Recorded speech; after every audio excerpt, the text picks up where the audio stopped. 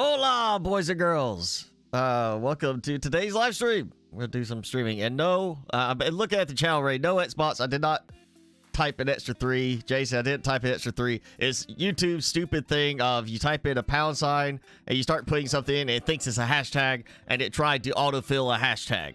And I clicked away, but apparently clicking away didn't make a difference this time. It decided to hashtag for some group 333. I don't know what it is. And cheese pita chips with honey jalapeno dip. I feel like the honey takes the edge off a little bit, and jalapenos are not that spicy. Anyway, I mean, just go get some like habanero cheese dip or something like that. At least there's something with a little kick in it, you know. Timmy is of course with me. He's tuckered out. He's tired. You know, he had a good night's sleep. I didn't get a good night's sleep. But he got a good night's sleep. He's just tired because he went and got bathed and clipped today. And then he had a special breakfast. He got a half of a bacon, egg, and cheese biscuit for breakfast. I mean, talk about a spoiled dog. And now he gets a treat, right? That's what you want. Yeah, you want this? Who's my buddy? Who's my buddy? Come on, who's my buddy, Timmy? You my buddy? Who's my buddy? All right. I'll take it away. I'm gonna do this. Up till 2 gaming. Oh, I was up till 2, but it was out at the bar, not gaming. You want this? You want it? You got you. He's acting like he is suspect. Like it's not the normal one. You want it? You want it? Oh yeah, say it. Say please. Please. Oh, was that stretch? Okay. Yeah. Such a hard life. They don't make jalapeno or habanero cheese dip. They make habanero cheese. Habanero jack cheese. Instead of pepper jack, it's habanero jack. You can get it. I know Publix has had it before. I can't remember what brand it is. It's one of their like specialty brands. And I get a big block. It looks just like pepper jack, but it's got a big, big layers habanero jack cheese. And that's good. It's actually got like pieces of habaneros in it instead of just, whatever they use in pepper jack. It just is expensive, so I don't get it that often. But I guarantee there's somewhere somebody's made a habanero cheese dip or something like that. You haven't got grounded yet, but you're going to get it. I mean, I got it. Again, you brought it up again in the live stream, and then I was looking at some of the deals on the sale, and again, I just did not see a lot. Granted, again, there's a lot of good deals that happened on the autumn sale. Not saying there's not a lot of deals that happened, but the problem is the best deals for the kind of games I would play, I already have the games. It's like $10 for Fallout, and it was like, I've already got Fallout, and there was a few others, like the Forest. It was like $5 for the Forest. I'm like, I've already got the Forest. I've had the Forest since early access, So it was the case of for the games I was hoping to get. There just wasn't any good deals. So I ended up getting, I went ahead and got Grounded, as we saw. Now I'm doing now, which is good. I'm not going to say it's a $40 game, though. It's definitely, it's a good game so far. I'm definitely enjoying it, but not $40 worth of enjoyment. I mean, even the Forest was not $40, and this is very similar to the Forest in size and like the style of gameplay and everything. Like, granted, the maps, I'll say probably maybe a little bigger than the Forest, maybe not by much, but it's not a $40 game. I mean, come on, Ark. Look at how much game time you could get out of just the core game Ark, and it was $30. It's $30.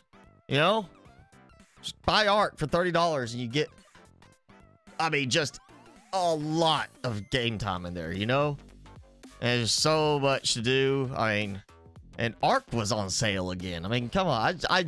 Ground is good. It's just not $40 good. I think some games need to have their prices adjusted, especially when looking at similar games to those. Like, oh, hey, you know, we're kind of similar to this game. Are we really, like, I mean, if this game's $30 normal price, are we really 1/3 more of that than that game? Do we really provide 1/3 more content than this similar game? You know, and I understand, you know, you got studio, you know, you got to pay yourself as a developer. You know, if you're running solo or if you're running a group, you got to pay people. You got, you know, office expenses. Well, actually, I guess you wouldn't even have to have office expenses so much anymore. Everybody work from home, you know? So, you know. Yeah, just wait for the winter sale. It's going to be on sale again. I mean, granted, it's probably going to be like, here's 20% off. You know, it's $30 instead of $40, which I would put it much closer to that as being an appropriate price point. But yeah, you just watch for the winter sale. You know, the winter sale is going to be like the big blowout, because that's where everybody is like, you know, we got new gaming PCs being given as Christmas presents, stuff like that. That's when people know, like, okay, we put it on sale, we're going to get a lot of sales right now. Plus, people got gift cards, maybe asked for Steam, you know, wallet, you know, stuff. Like, hey, put somebody in my Steam wallet. You know, the parents doing that for kids. Devs know that's the time to put stuff out on sale and really get a lot of sales. So expect some really good deals, I think, on the winter sale. Yes, the great VIP. I will get Sons of the Forest just because I liked the original game so much. There are certain aspects I have seen in the promotional stuff that I am not a fan of right now. Like the whole, it's not just like you chop a log down and you get the log, you haul it in there and you're like, I'm gonna build this wall, and you put the wall up and it's done. You gotta put like the post up, and then you see him taking the axe and chopping the top of the post to make it into a point. There's certain things like that I think that they're gonna have to either make toggled where they could turn that off, you know, for players that just want to be like, bam, I just want to place it down, not add the extra steps. Because I think that's gonna turn some people off if it's like, man, this could be so good, but building is even more of a chore. You know, that's gonna be, I'm sure, a concept or comments that are made if they don't change some of the things back, like to just that. But you know, as far as I'm sure the core gameplay is gonna be similar. I mean, the original game, absolute grind to build big in that game. One reason I don't really play it anymore, because I really burned out just build it. Like, you know, here, oh, you need it's like I did one project. It's like, all right, this part of it, I need 300 logs just for this one part. This part is like there's 700 logs, and it's like I did like just a bridge. I think I was close to 1,000 trees, or yeah, not lots of trees. I think I cut almost 1,000 trees down over a course, like one big project between like two bases and the bridge between them. And I see that being grounded too. It's kind of like you chop a lot of stuff down. Fortunately, the grass grows a lot faster than trees, you know. So yeah, you're gonna buy Crush DLC. You go ahead. I'm not getting that one, Xbox. We're staying away from that. AI system has multiple emotions and moods. I did not hear that. I haven't really been following the news for the Forest, Sons of the Forest. Just more of like, okay, you know, they delayed the release. You know, it's just like, that's why I'm watching for is when's it coming out? Come on, I'm ready to play it. You know, and the fact that they did it not, I guess, not early access, you know, is what's weird. Is, you know, the first game did early access, and partway through, they changed the story, you know, and then at the end, when they're getting ready to release, they changed the ending of the story so that people who had been playing it, who had been supporting during early access, got something fresh, you know, got something different and had a reason to play it again. But I'm kind of surprised that they didn't do anything. It seems like it's going to be just straight full release 1.0.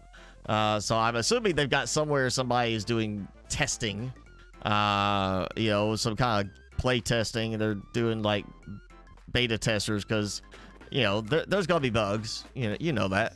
I feel like you know, part of the early access thing is they can see how things work and how people are responding, like Below Zero, where they changed the story because people were not liking the story. You know, it gives a chance to make a correction before it's like, oh, we release the game and then it flops. You know, they have an option now with that. With everything being downloadable, you have an option to do that. All right, let's get into the game.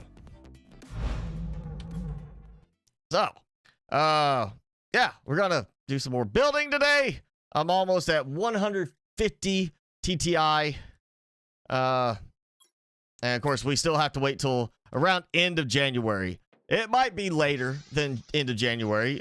They might not be at that point yet where they're ready to release the next big update end of January, but they said that's their planned release time frame. And you know what? While it's a fresh game load, we'll do what I've been doing. I've been doing like a lot of like save and quit, or close back out to the menu and then come back in, and then kind of just like letting fresh set of larvae spawn in, and then going and gathering all the rare ones. It seems to have helped in cases. Then again, in some cases, I'm doing like this, where there's just no rare larvae spawning in at all. You know, I heard it. I heard an autocrafter. I mean, it was faint, but I heard an autocrafter fire. I seem to be getting like random autocrafter sounds like off to the side, where I'm not even close to an autocrafter to be able to hear it. And whoa. Okay. I was wondering about that sudden color change before the sky changed.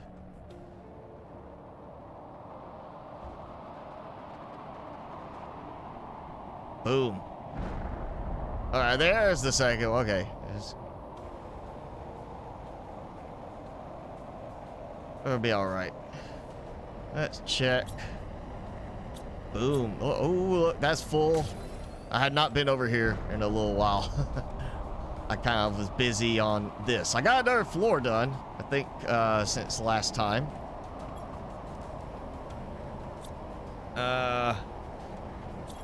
Oh, that's full. Great. Okay. We might just, yeah, throw a couple of these out here.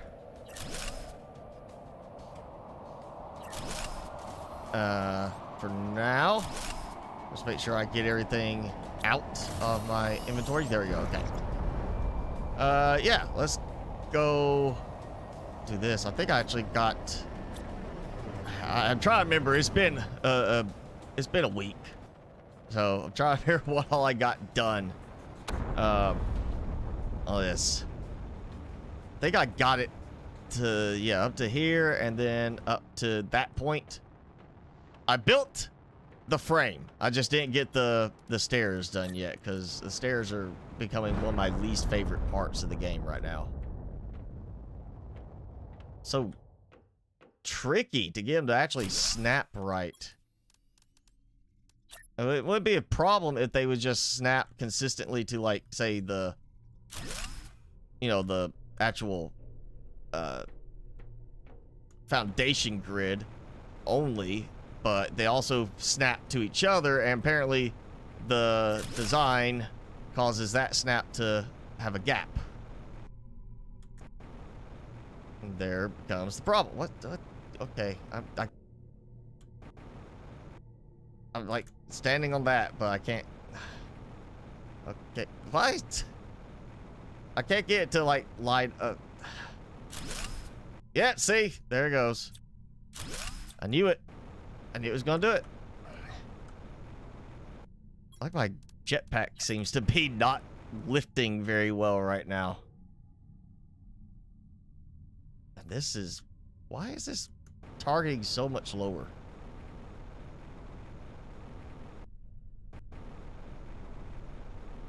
Like, seriously, why am I, there we go. It's like my jetpack's not lifting as much as I remember. It seems like I was able to go a little bit taller.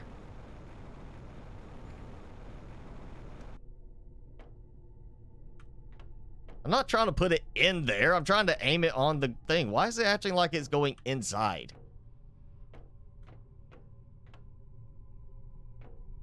I snap there.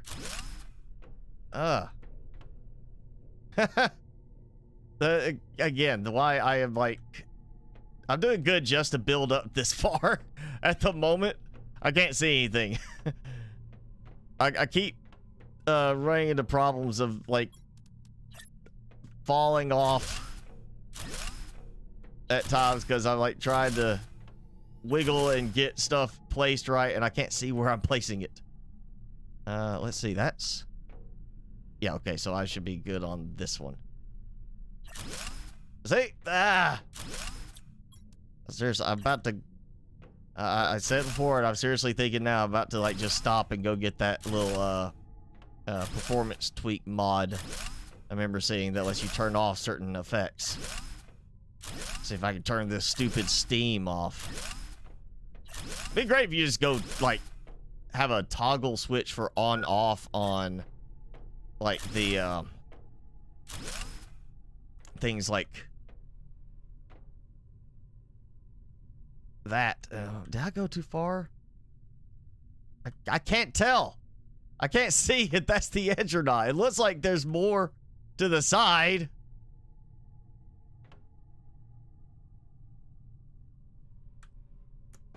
Okay, no. That is the edge. Look, that is just ridiculous. Autocrafter tier 2 should dump into containers, or have, I think that is, you know, more likely they'll end up doing the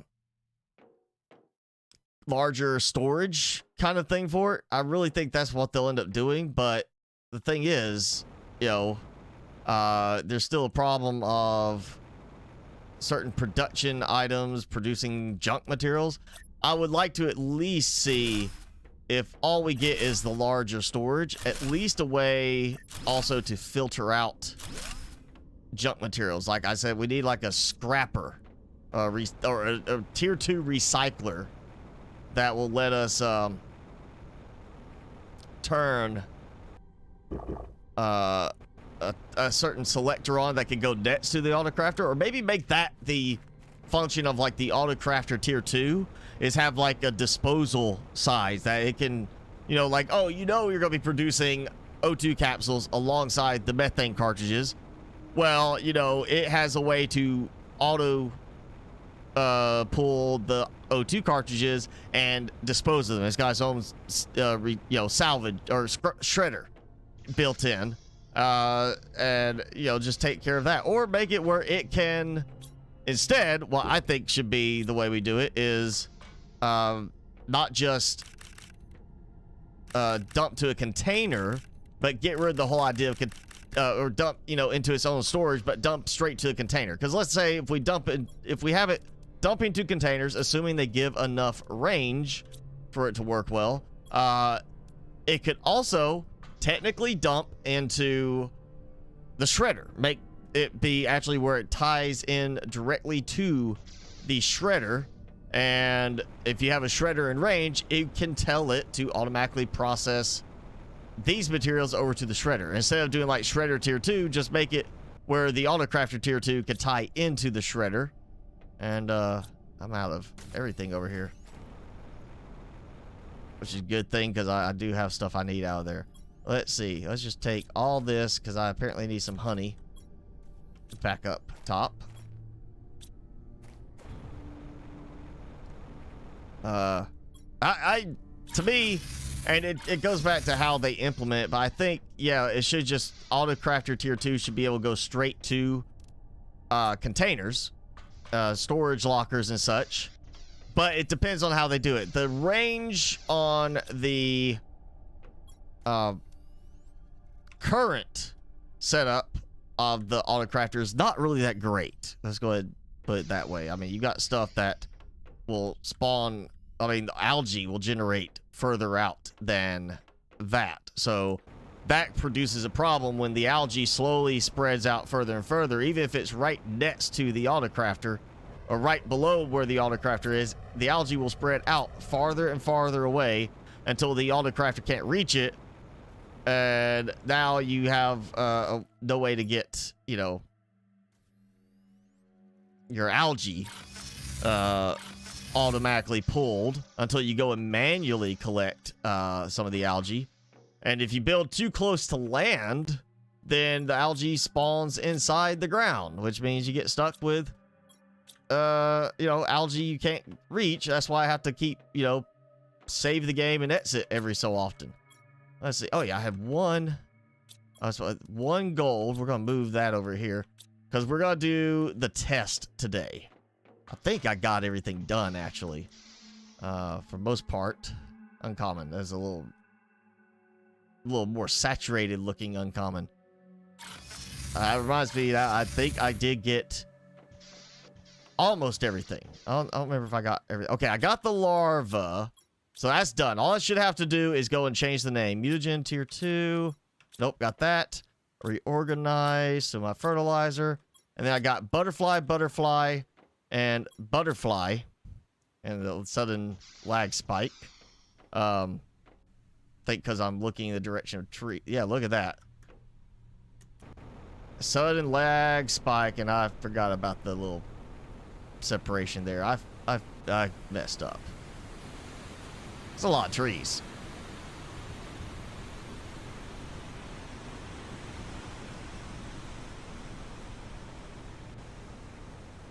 I think that's going to end up being one thing they're really going to have to work on, is making sure that, because you're going to produce a lot of stuff like this. You're going to have a lot of heaters, a lot of tree spreaders, things like that that are going to generate more and more assets. I think they're going to have to find a way to make them less performance impacting. If you could have the tier 2 autocrafter select where to dump to, that'd be good. I mean, that'd be kind of obvious. Is like if his autocrafting is crafting one item, so it's kind of like you just need it to go into one storage, which would be fine. I mean, but at the same time, they kind of have the way everything is set up. The autocrafters can work together. So, like, let's say one produces this, then another one needs that component, it pulls it right out. So, I still think it needs to be more of a range upgrade. More so than just that, and more importantly, it needs to be. Let's see. I know mutagen tier 2. Yeah, mutagen.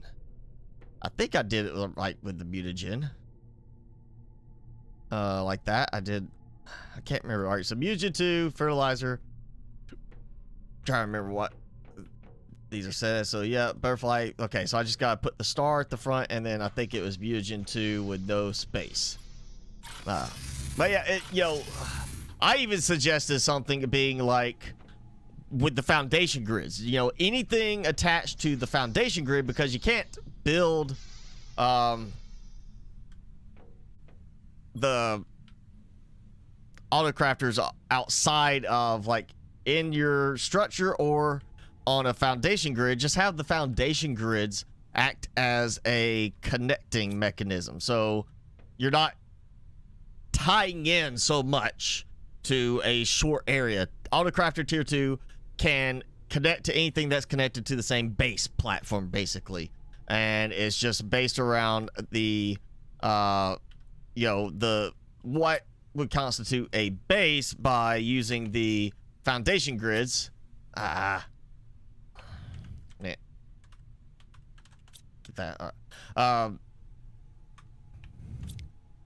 So like this is all set up tied to a foundation. So I go to the far side of it where none of this storage is available to an autocrafter. Then I just put in an autocrafter there. Autocrafter tier 2, it should connect based on the base structure itself. Because you might see somebody is like, well, I'm gonna build this really long set of walkways, which should be perfectly acceptable, because with the walkways it would make it feel more like a factory type setup then. And yes, there it goes. Auto crafting, rare larva, mutagen tier 2, and the fertilizer. So we're going to see, assuming which one goes first, that's 100 larva we're going to process during the stream today, which should not take really that long because it's automated. But it's going to start pulling right there. All right, so it's gonna pull 2 at a time. It's gonna process all 100. I actually forgot all about that part, and we're gonna see what kind of butterflies we get. You know, what percentage, because again, this is 100 exact. So out of 100 percentile, we'll see what count we get of everything.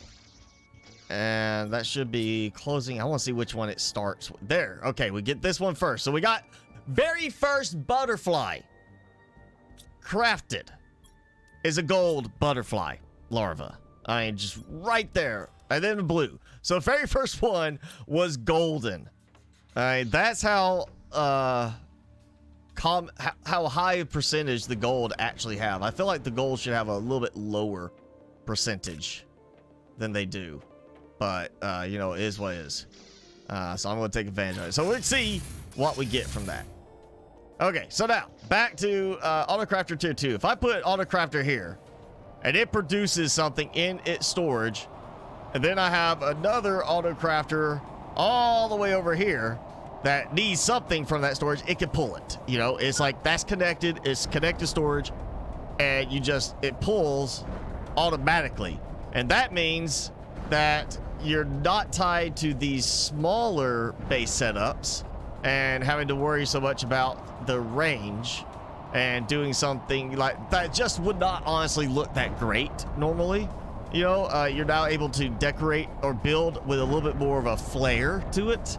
And the Autocrafter Tier 2 would still be able to function because it's able to act on anything in the storage from that base. Now, with that said, you would still have stuff like algae that, you know, it needs to be able to collect. So it's going to have to also have some kind of range mechanism, or just leave the algae part, something like that, as, yeah, you have Tier 1, which is the range based. So it's got the circular radius that says it'll pull stuff from within this radius in for use. And then you have Tier 2, which is the base connection, base, you know, transport mechanism through the platform to provide the, you know, transport between different places. So you might still have, you know, some algae generators here and an autocrafter that is using the algae, or several autocrafters using the algae here. Well, at the same time, that might be something where you need just the algae and not need the autocrafter to be there in that range. Yeah, maybe they just need to have it where the Tier 2 would have both the range capability. Like, you look at this, you got the rings around it, but maybe a little bit better range, and be able to tie into anything within the base, you know, in that singular base. You're not going to do transport across the whole planet to another base, you know, magic through the air, even though we do have a teleporter. But it would act kind of like a conveyor system without the needs to actually put in a, you know, you build a conveyor system and adding more animated elements to the gameplay, you know? Yeah, welcome back, Jason. What was I got? Oh, yeah.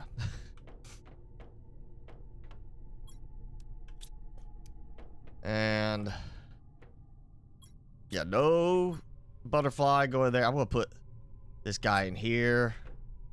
I'm gonna let that build up again over here as yeah, I'll let that build up, because I mean, I'm not really needing, after I get through 100 larvae, all I'm gonna be doing is trying to cycle them all to be gold larvae. Not so worried about actually needing any more larvae after this. I think this is gonna be enough larvae for a while. Speaking of, I mean, I'm going to need to do like some butterfly farms, I'm sure, for this. But that's already having enough of a lagging effect. I want to check it, you know, I want to see how it's going. Let's go see what my output is so far. Just because I want to see how many more gold I got. Okay, so now we're starting to see a little bit better balance. We got 3, 2, and 1, but still, that should be like 2, and this should be 3, because this should be more common. But it's just, it doesn't seem to be working like that. But that's all right. The first 6 So that's going to take a little bit. All right.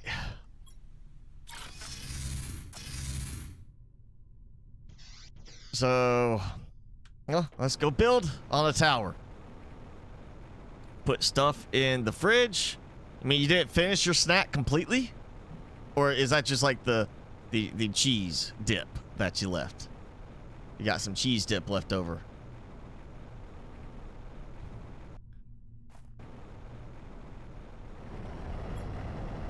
All right.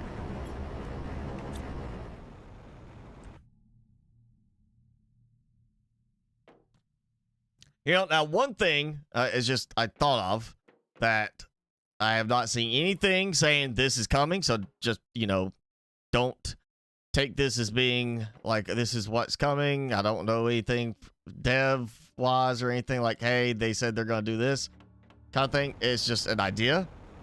But all right, so Mechanica, we had bots. And we could do all sorts of stuff, you know, like little programming, which did get pretty bad at the end. Which, you know, and now it's kind of in an unplayable state because it was abandoned. But let's, you know, that's not something necessarily new. There's been other games like Colony Survival. I remember, and this has been a long time ago when I played that. They were talking about a digger and a builder colonist. And the idea was you're going to have a digger that you tell them where you want them to dig, so they'll go and clear out an area, like, or flatten out an area for you to set up like space for a structure to be built.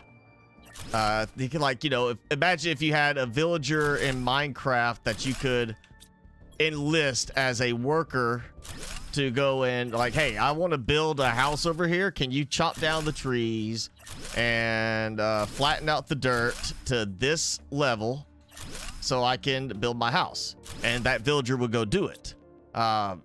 They were talking about doing that sort of thing in Colony Survival. So think of it like that. And then you have the builder workers. So builder villager that would, you basically then pull like a blueprint and you give them the blueprint. You give them, well, in Colony Survival, they have access through, if they use a chest, they can access anything in the colony's storage coffers. But it's like Minecraft, if you said like, hey, here's this, here's a chest, go and you know, take these materials out of this chest or out of what, I guess a, you know, double chest would be more than enough for most of the materials unless it was some really big thing.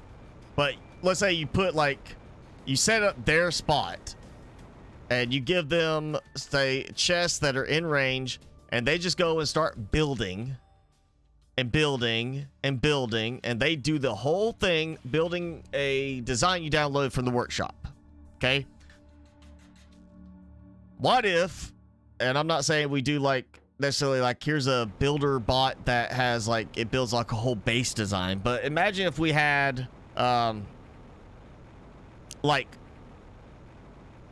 an automation element of robots that could basically be, instead of it being like a tier 2 auto crafter, think of it as like a auto crafter bot instead.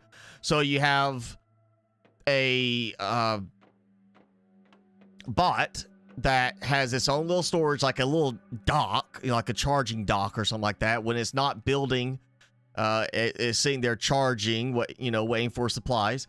So you have that acts as an auto crafter in that it could pull anything from within range of it, including the storage. So you could just put like some storage lockers down, load up the supplies it would need, and then put it in the middle, and it would go start building. And basically you set it with a grid, maybe like you set it down and it has like a little grid where it is allowed to build, and it basically creates the constructible items for you.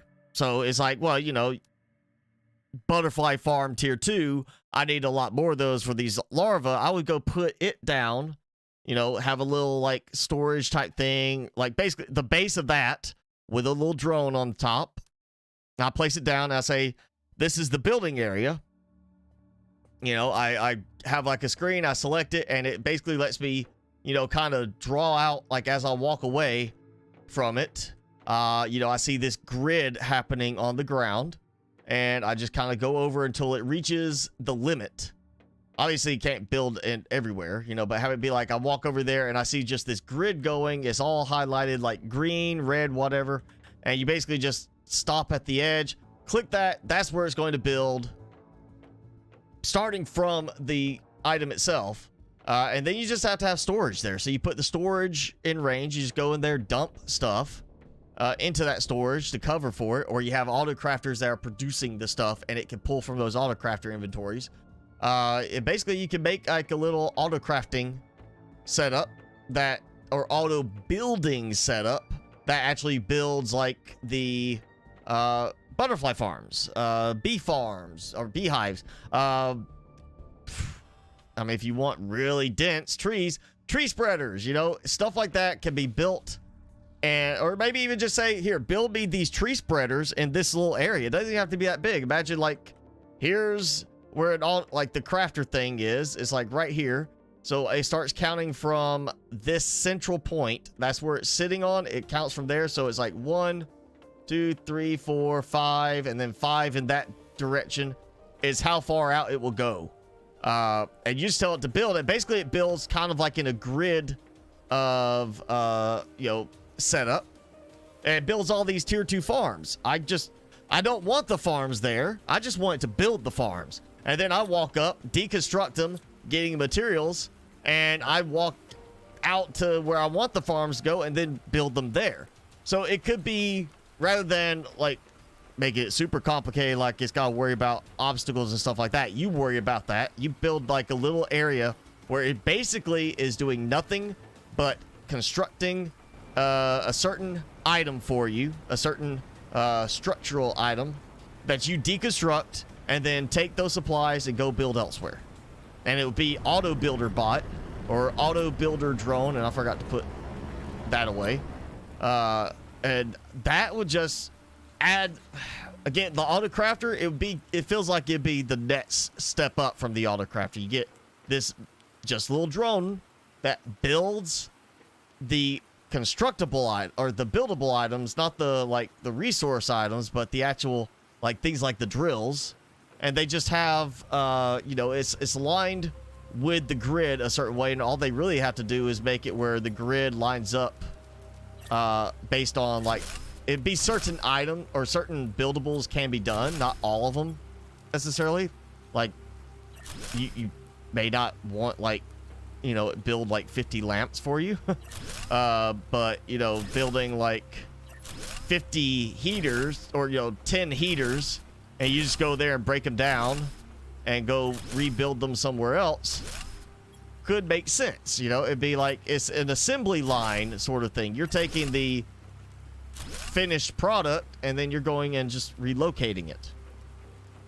I'm not sure how complicated doing something like that would be as far as the actual programming, but that's, to me, sounds like it'd be a cool little add-on to the game. Is that, oh, now you're getting into this assembly stage where it can assemble the bigger constructions for you, and you just, you know, you have like, it's like a factory floor. You take those and you move, you know, them wherever. I mean, because we got the easy craft gun, easy deconstruct gun, you know, just break them down, take the supplies with you. It's kind of, it'd be almost like getting the supplies and putting them in your inventory, you know, but instead it can craft them there. And if you actually are happy with where it builds them, you know, it could be used for that. Me, I'll probably just build me a little spot and say, start building stuff here in this grid, and then I go collect it all and move it elsewhere.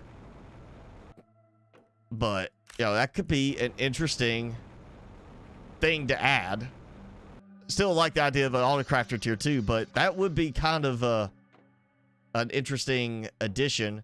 Again, just depends on how much trouble it would be to actually code that in. I feel like that probably would provide a bit of a challenge from a programming standpoint.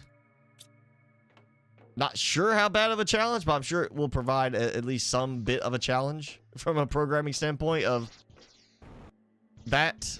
Though, I think if they, you do it as a grid system, and each item is based around a certain size of tiles on that grid, then it's just a matter of having it planned out how it's going to line everything up when it builds it. Hey, if you're going to build here or build tier 5 heaters, they have to line up on the grid this way compared to tier 4 heater. And I still want to auto dump on that. That's see, that could have been full of, pulsar quartz if it had not got gunked up like that. Whoa, I kind of lagged up really bad for a second there. I love how it had to wait for me to come in range.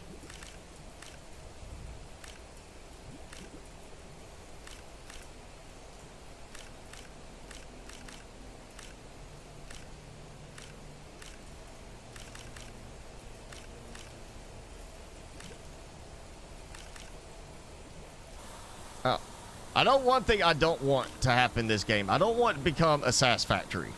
I don't want them to try and go factory management. This is a terraforming game, and yeah, we gotta do a lot of production of stuff to kind of make it seem a bit more of the realistic side of how we would terraform a planet. Like, you put in 2 tree spreaders, that doesn't seem realistic in terms of planet terraformation, so obviously we need a lot of tree spreaders. It's gonna take time for the trees to spread, things like that. But I don't want to see it become like a factory management game. I don't want it to be that kind of, oh yeah, by the way, you gotta, go and figure out how to get your conveyor belts over here and do this and, tie it all together and have it like that. I feel like most players would not appreciate that sort of direction in the game. It's a relaxing game. Let's just say it. It's a relaxing game. You don't have any alien creatures attacking you, so you're not really dealing with like constant threats like in some other games. It's more of that, just I'm building and terraforming, and it's a very easygoing, relaxing game. Adding in too much complication to how you structure things for the automation is just going to take that relaxing aspect out of it for a lot of people. Which is why I like the way they did the autocrafter with the range, but it needs more range, and it needs an upgraded one. Like I said, just make it as simple as connect through the base foundation. Whatever counts as connected for base wise. Like if it's physically separated, no, but if everything's like on a big foundation grid, all connected, you can have 4 towers that are not physically connected to each other, but they're on the same foundation grid. That should count as a single base. Like my waterfall base is that base. I have this base here. Even if I build something at the far end of the platform, it's on the same base. And anything that connects by these compartments together is obviously part of the same base, SBots, why did you staple your finger? Why were you playing with a stapler in that way? You don't play with a stapler. You staple things, preferably not part of yourself. There's a time and a place for putting a staple into yourself, or for you to get stapled, and that's when you've had a severe cut, where they're going to staple it shut kind of thing. Not you sitting there stapling your finger because you're, goofing around with the stapler. Let's see. It's not going to help visibility, but I'm going to start throwing some more heaters up.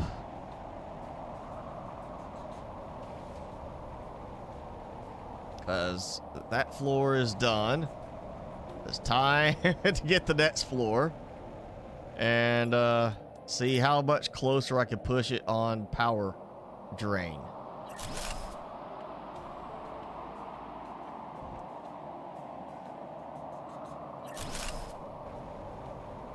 Okay, good.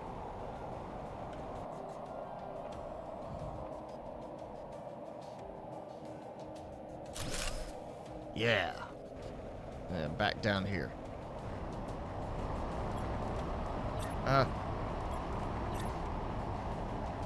Definitely not helping my performance in the game right now.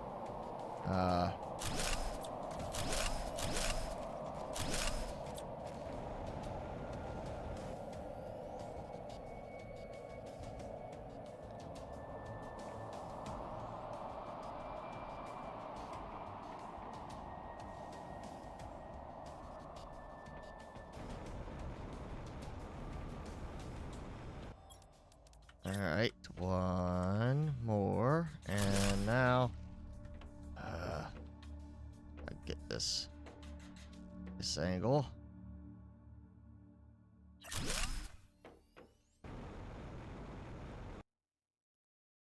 And there. And I can hear the auto crafters going up here. Granted, I mean, they are in a somewhat, close range. I mean, that's still pretty far down. Let's see, I'm 109 up.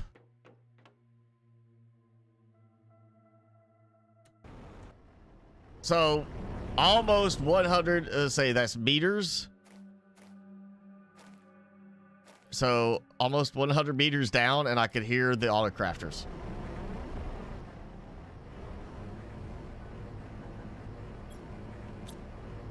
Just burn through that instead. All right.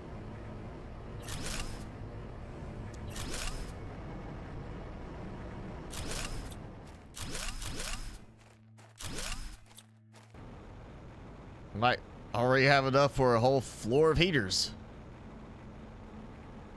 Probably not, but, can hope.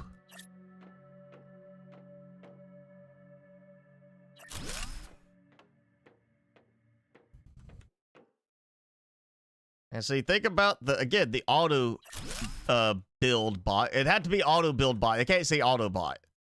They put auto bot in the game. They're gonna get sued like quick.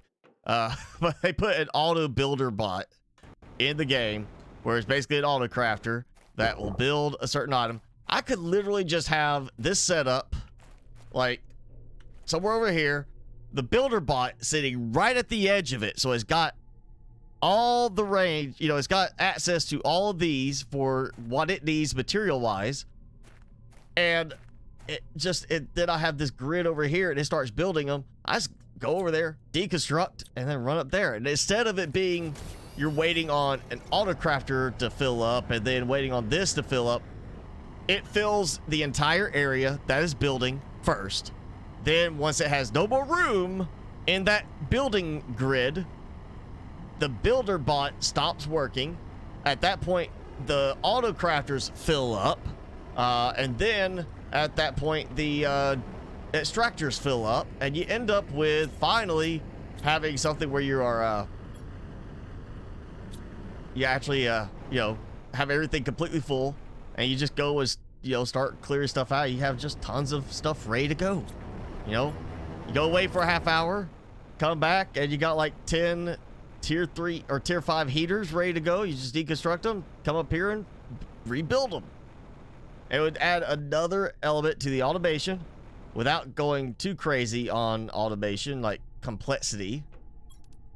And, or at least complexity as far as usage in the game. Let's say that. I'm sure it's going to be complex for the devs to create something like that, but not too complex in terms of actual game usage. And I mean, that would just allow for more stuff to be produced, and basically keep you moving faster,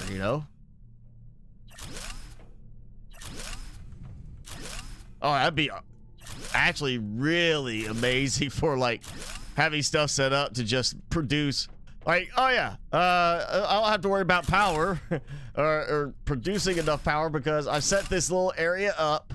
I got me a foundation grid configuration. I've got like a little area. I've got the auto building bot set up with auto crafter, all that stuff. Everything's ready to go. And basically all it does is go and build fusion generators. It just builds a bunch of fusion generators, and then I go and collect the fusion generators and move them where I want them to go. Just, oh yeah, let me go grab 3 generators, and I'll take all the supplies, go over here, and just rebuild them, you know?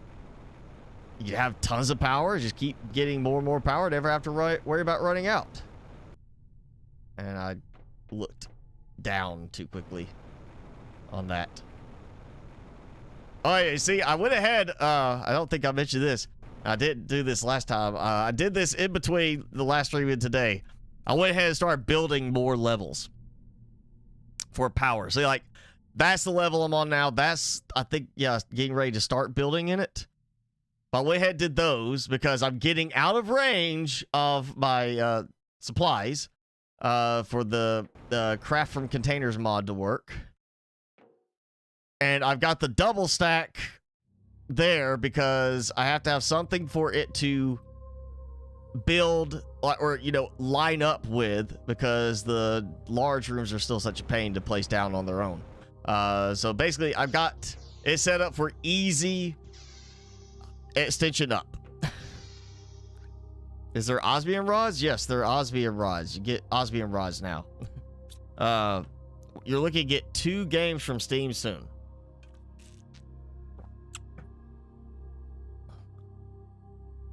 Which games are you gonna get on Steam? I know. Well, you're talking about Grounded, so watch for that on the winter sale. I'm sure it's going to, you know, be available on the winter sale. I'm trying to think of what else I could say to get.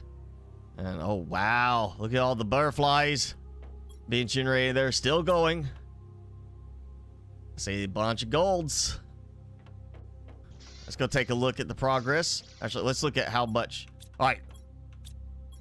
30 was it? This was 30, and this was a full 35. So I've already got 45 produced, or, you know, being used up. So let's see. We are, yep, we are getting up to. Actually, that seems weird. I mean, if that was 30, and that's 15 right there, that's 45. That's 35. Okay, there, yeah, okay. 35, that's almost 45, yeah. So we got a bunch of reds. Surprisingly, only 2 gold so far. That's actually very surprising. We did better with that, the batch of, what, 30 I did last time? Or, no, 35. I did a full container of each one. We did better on that last time with the gold ones. That's a very low count, surprisingly, but you can see I'm actually getting a lot more reds now. So that's out of 10 right there, 7 to 3, which would make sense. This, yeah, let's just go ahead and sort it. So that's 19 of those, 14 blue, and 2 gold. Right there. So, yeah, we'll come back when everything's done and count it all up out of the full 100 and see what the count is. But that is actually now very surprising, considering it's... I definitely have moments of very lucky RNG happening, because there's some moments where it's definitely done a lot better than that. And even a smaller batch of butterflies. Oh yeah, let me check my power. 79,000 power. We're still good. Astro Colony. That's one I've been looking at. Yeah, I think you like Raft, right, Jenny? If you do, I think that's gonna probably be a good one there. Could check out, because it does seem a bit like it's not quite satisfactory. In that, it doesn't seem like I didn't see anything as far as like rate control being done in any of the promo stuff. I could be wrong, could have that, but the idea of it's like you have like a machine that can grab passing asteroids, like a asteroid magnet, to pull them in for processing.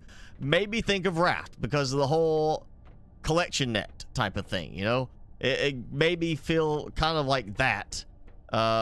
Also, I'm not sure how it's, because like you do get to move between, like I think they have like a black hole type thing where you or you know, some kind of wormhole thing that you travel to different areas.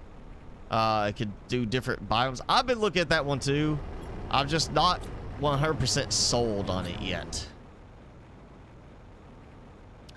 And Slime Rancher, you know, I'm gonna wait and see how it updates, you know, what kind of content it's gonna have. I think for you, like, it's a good fit because of some of the games you've mentioned playing, like on your Switch, you know. Oh, what's that one? I don't have a Switch, so I don't know. The game. I got me a Switch, a big Switch, called the Steam Deck. I just haven't got any Switch games on it yet. I got some Super Nintendo games going on my Steam Deck now, which is fun. You know, it's interesting to play some of these old games I remember from when I was a kid, you know, playing. And that's it. I just got like a handful of them on there because I haven't really, I don't really spend much time messing with it. You still haven't got Raft? I got Raft because I played it when it was on Itch.io. And I much preferred the Itch.io version of Raft to the current one. It was just straightforward, exactly what it needed to be when they had it on Itch.io. And I'm not a fan of the current version. There it goes. See, that's stupid thing of snapping to the wrong thing. Don't snap to the foundation.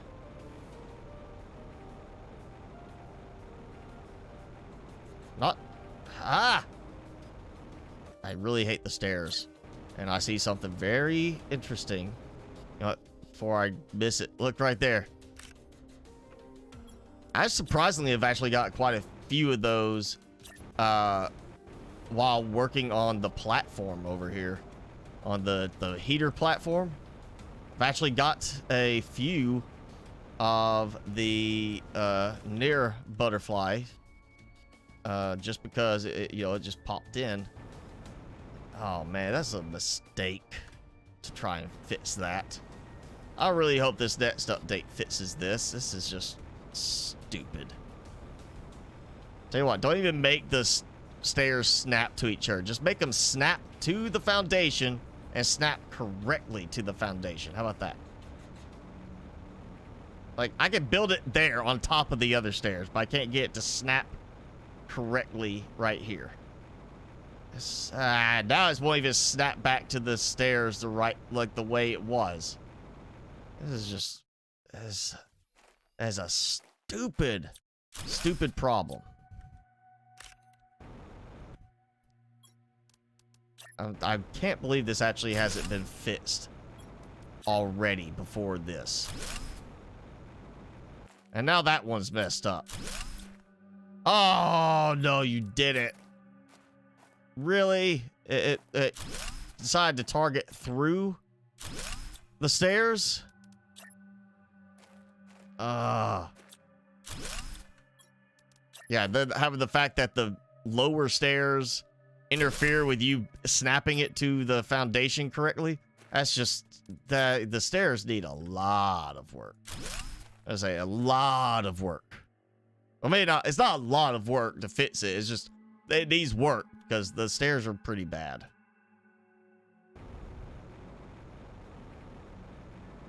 I should have just not wasted my time on that. It's just that little glare. Every time I went up there, I saw that gap. It's finally got to be enough that I was like, okay, I'm tired of seeing that gap.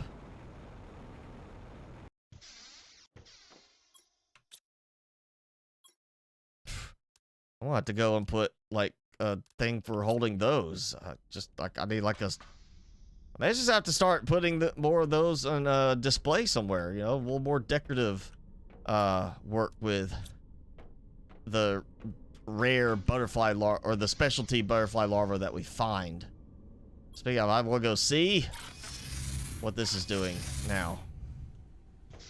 I mean, that was like what, 20 minutes messing with the stairs. Well, that's what it felt like. Okay, yeah, that one. Wow, look at that. 3 gold larvae in half of that container. Already got 3. That's doing better.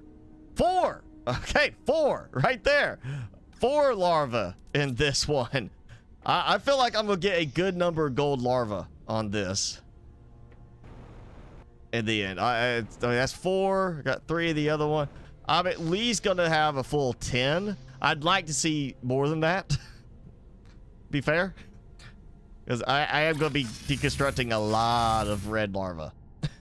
That's going to be like 7... well, maybe not say like 50 to 60 red larvae. I'm going to have to go in here and recycle.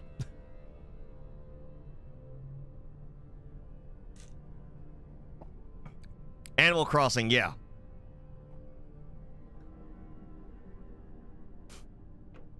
That was the one I was thinking of, because you've mentioned it quite a few times. Maybe because like your kids playing it too as well. Let's see. What do I want to do? I gotta worry about. Well, I probably could do some more butterfly farms. I do have the supplies for those, like that.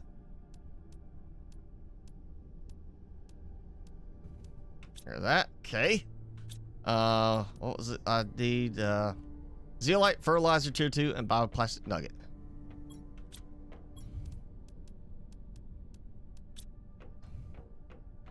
Alright, this might be a case where it actually would be useful to set up like another little outpost over there to produce just the, you know, fertilizer tier 2, bioplastic nugget for this, and maybe like the zeolite.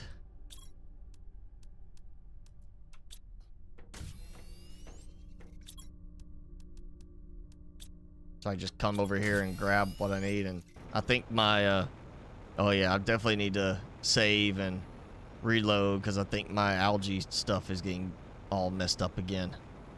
Ah! Look at that little crooked looking one right there.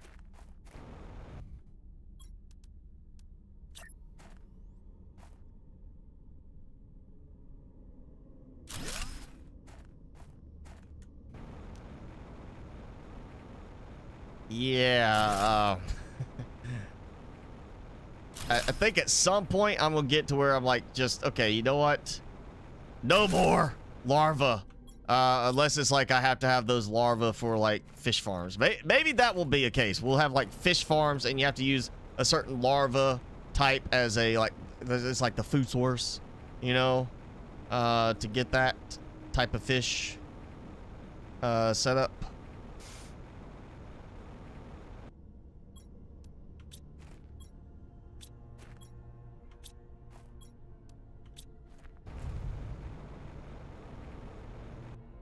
I would still like a way to have, without modding, a way to put certain things down on the foundation grids. Like beehives, I think should be able to be placed on like a foundation grid. It's not like they can't have like some kind of plant effect on it. Or at least let me like place it, like give me something like this, like a dirt box. Not farm, just a dirt box I can place down and then place that stuff on top of it on like a foundation grid, so I can have like the beans and then a dirt box right there with the beehives, and that produces the honey and the beans that I need to automatically craft a ton of food. And I just, you know, keep just it's endless until I run out of room, you know.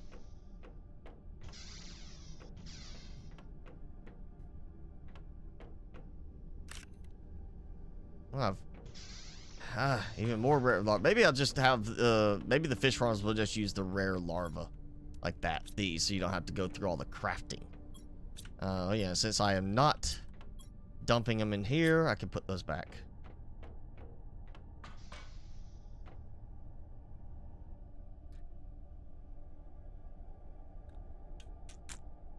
Yeah, I'm with Jason. I can't get into Raft. Not the current version of it. It seems less about the actual raft building and more about like just adventuring. And it's like, oh yeah, you get to an island, but you can't get anything on it because you don't have time. Because if you don't, if you don't have certain things built already, you can't stop for long enough to actually go and explore the island, or you get to where you can run on there, do some stuff real quick, and then jump off,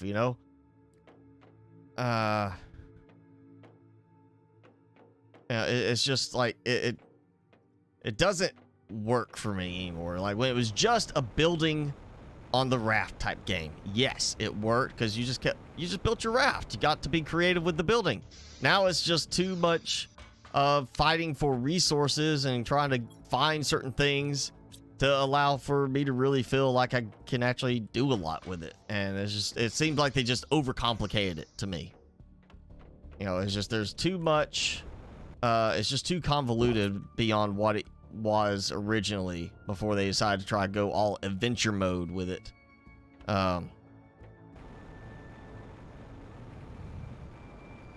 So I just cannot get back into playing it.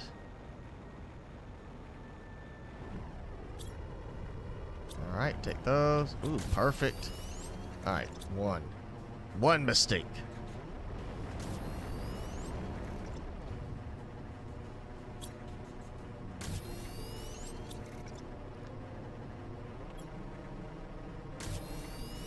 All right, come on. That should be getting consumed at some point. There we go.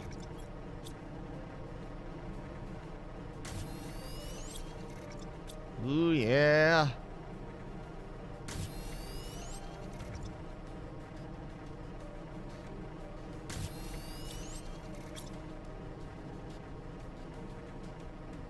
No more. All right. See, it wouldn't be so much easier if I just, instead of having that, I had a little extra super alloy building up, and then what happened was a little builder bot. It was just go build in a little grid all the power stuff I need, and I just go and deconstruct them, and after I deconstruct them, go build them where I want them to be, and but while they're sitting there, they're still continuing to add to my power production. I mean, come on, it'd be so much easier. I won't have to actually go worry about building myself. It's just be like, hey, I got all this, I'm just gonna see this. That's 20. Yeah.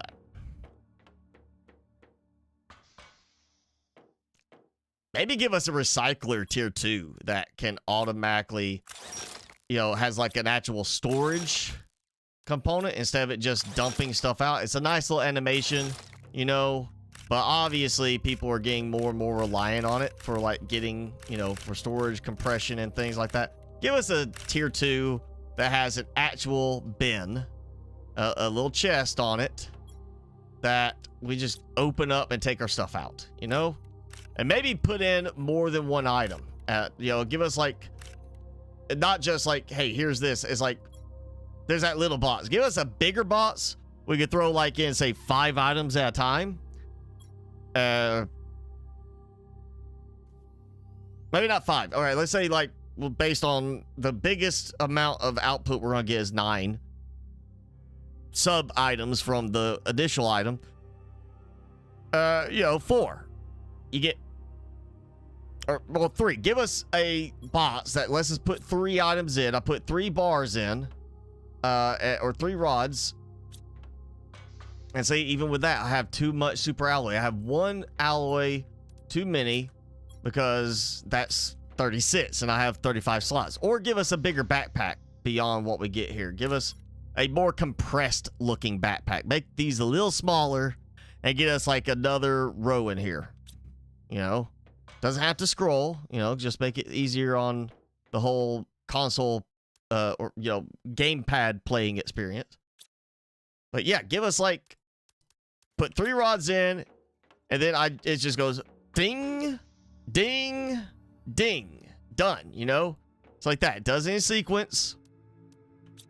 Or, and then you get all the supplies by opening up a chest. And I don't know, maybe like it depends on if they want to go with the full-size chest or like a chest, or they want to go with storage locker. They go with locker, not gonna happen. We're gonna need less. Even just 2 items would help. You know, or an auto recycler that back to the auto crafter tier 2 thing. Maybe a recycler tier 2 or auto recycler that you connect it between 2 of these, or maybe it's built with 2 lockers. There's input and output. You put the stuff in the input, put stuff in the output. You know, it just processes that automatically until the output's full. And you could have it where it's you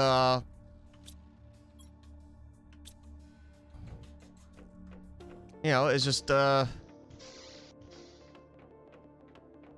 maybe has like a range thing for also using stuff in other. I don't know. If you put storage on it though, it seems like you're not going to need any kind of range element because it's got storage already attached.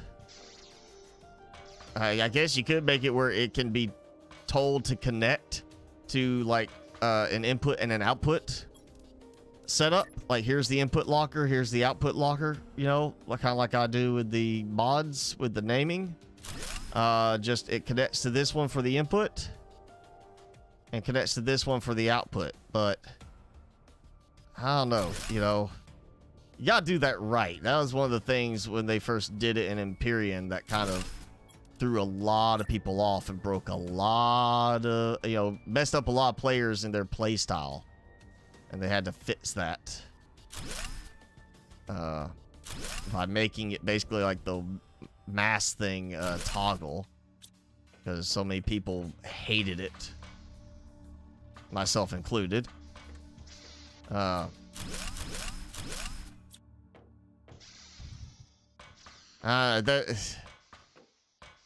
It's early access. They can try this stuff and see how people like it. And if people don't like it, well, you know what? You can adjust it with the next update. How about that? Come on, devs. Let's make it happen. Faster automated recycler. Sounds like a winner. You know? Or the storage vault idea I had. Some kind of big storage vault room that just seriously is like just like a big storage locker, just massive. Maybe let that be the one that stacks items, where you can actually go in and be like, it has 50 super alloy in it, kind of thing. Like it has like, it can hold up to say 9 different items or 9 different slots of items.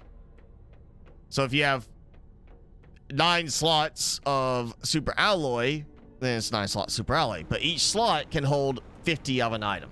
So you can have like a stack of super alloy, a stack of pulsar quartz, and each of them would be 50 items maximum in that stack. And then if you put in some more super alloy after that, it would create a second stack, starting from, you know, that going in the direction of left to right, of it being the third stack would be, then you start putting in more super alloy. You get like 20 super alloy in that stack.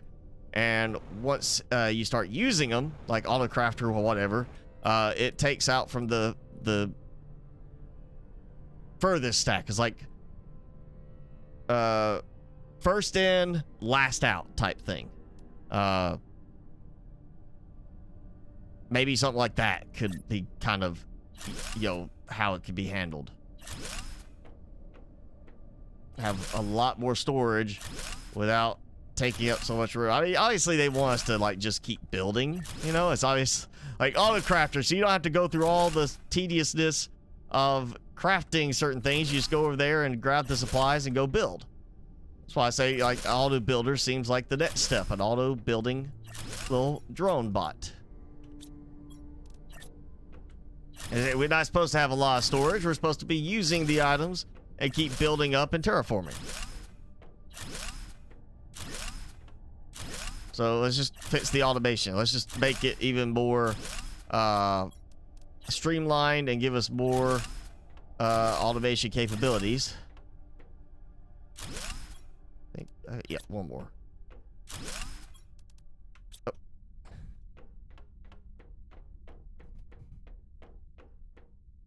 And please let me have a way to turn off the steam on these. How about that? Like just visually, it can still be producing steam. I just don't see it.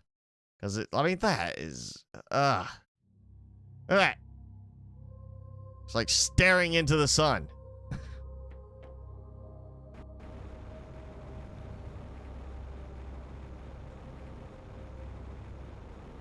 I mean, that is a lot of steam.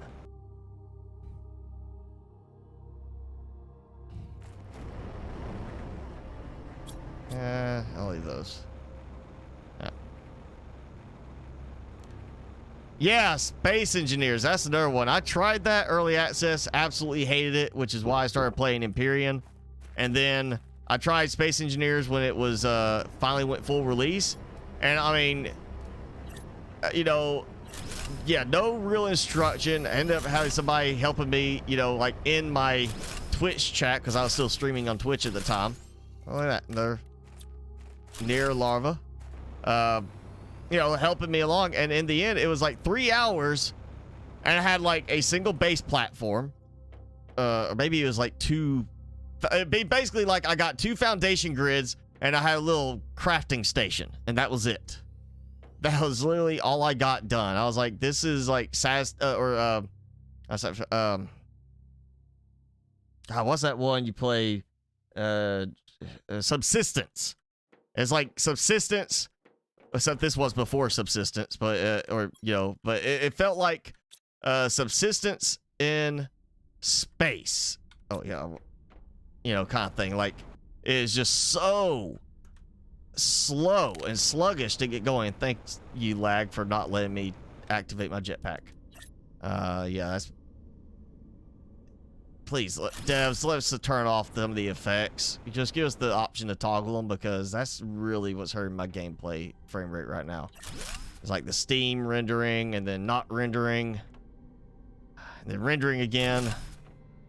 But yeah, Space Engineer is just, it's, I mean, even going in one of the already set up scenarios where you could just go right into like playing. God, I mean, the flight physics, just a nightmare in some cases. I could not get into that. I'll never get into that game because it is so sluggish.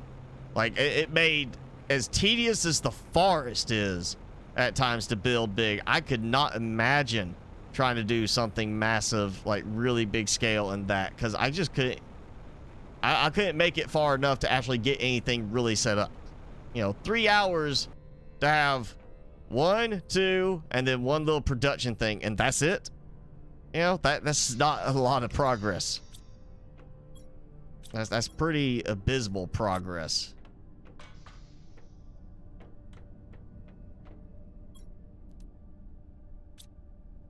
You know, 3 hours in this, I can have quite a bit going.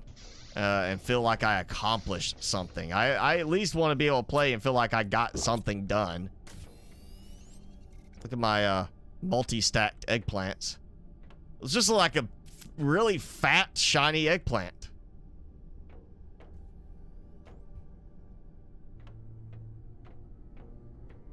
That's a big fat onion. I don't even know what's causing that. It's just like randomly starts like making stuff grow on top of what's already grown. You know, let's go check larva.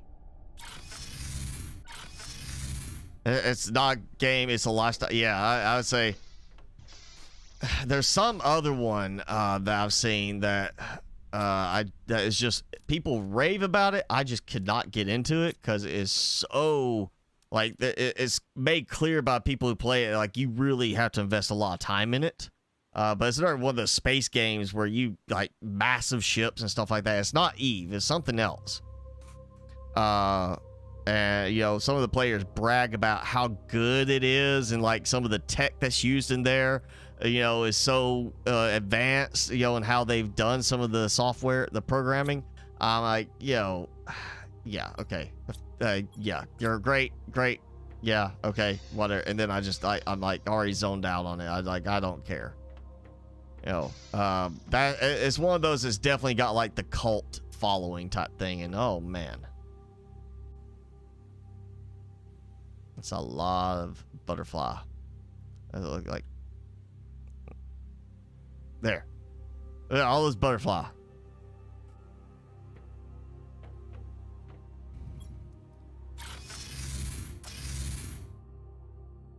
So we should be almost done with the 100 butterfly. You're not a space engineer if you don't have at least 1,000 hours in it. Yeah, that's yeah, I'll even have 1,000 hours in Subnautica. Okay, maybe combined between Subnautica and Below Zero, I may have around 1,000 hours now. Actually, let me save, and I'm gonna close out so my algae gets fixed. While I do that, I'm actually going to look and see what I've got between. Let's see, Subnautica, 618 hours, and Below Zero, 385 hours. So yeah, I've got over 1,000 hours between two games, and a lot of that is because I'll be streaming and everything, not actually be like, you know, just playing. I mean, in this game, I've got 125 hours. Let's see. Let's. I know the one that I would have the most in, especially if I was still playing it. I've got 494 hours in Warframe. Once I tied Warframe to my Steam account. I had at least 1,000 hours in Warframe before I ever even put it on my Steam account. Like, tied it to Steam, because I was just logging straight in and didn't have it downloaded through Steam.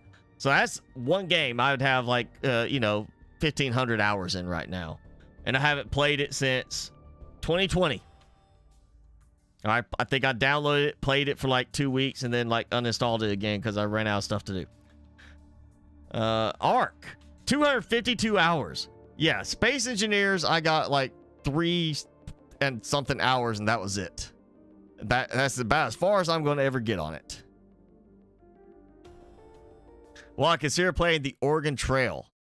I played Oregon Trail, Sanchez, back when it was on a big floppy disk. I mean, like one of those that's like the size of a child's head that you just, you know, wave and go blah, blah, blah, blah, blah, like that.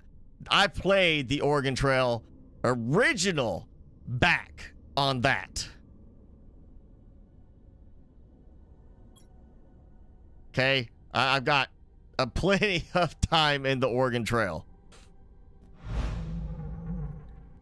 You have 20,000 hours in Minecraft and 16,000 in Roblox. How do you know how many you have in Minecraft? Does it show that in like the Bedrock version? Because I still play Java. I tried Bedrock, and the differences between that and Java was just too much. I could not play it. Like, just the field of view, everything was just so off on Bedrock, and it did not run any better than Java did. I mean, just no. So I just went back to Java with my mods, and I played that. And, you know, enjoy getting all those hours in while you can, Xbox, because some point you're not going to be able to get that much time in a game anymore. You're not going to have that much free time. You're going to be working, and you're going to be going to school as well. And you're just not going to have that much time anymore.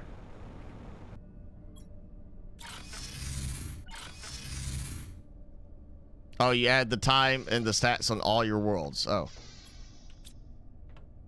Does Roblox show you how many hours? Because you got it through Steam or whatever. Can you get Roblox through Steam? I haven't even, like, looked at that. I'll say the only other game that I would have, like, even possibly close to 1,000 hours when I played it was World of Warcraft. And I haven't played that since...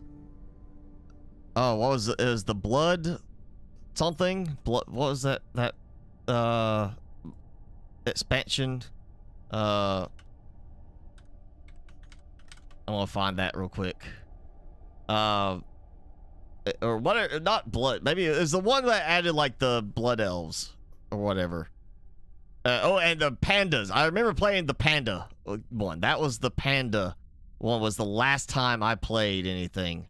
That was on like a private server, and then the server crashed. They didn't have a good backup and lost everything. I was just like, screw it, I'm done.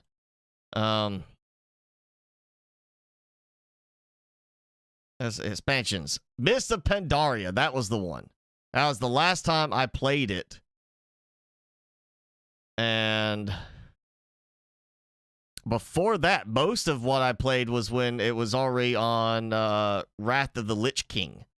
I don't remember. I think I skipped Cataclysm and then tried it again with Mist of Pandaria. And I have not played it since. So. Oregon Trail remake looks great. I'm sorry. I played the original. I've had enough dysentery to last me the rest of my life. How about that? I'll say I've had enough dysentery that I'm happy with the amount of dysentery I've already dealt with.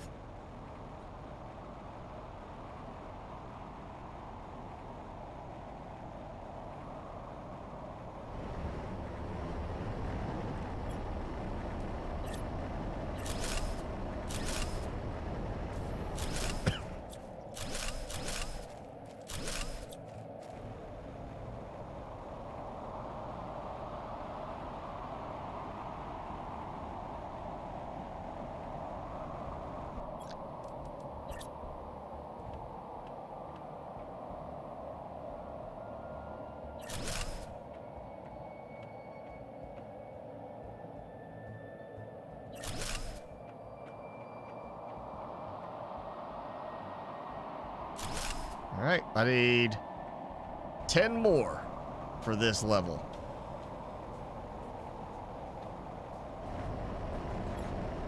And actually kind of build the levels out a little faster than I get the actual heaters going.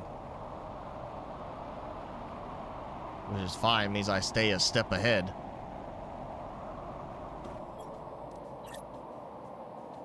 Now see, this is fine. Or it was. I mean, the weather effect seems to be making it a lot less steamy. I can actually see stuff.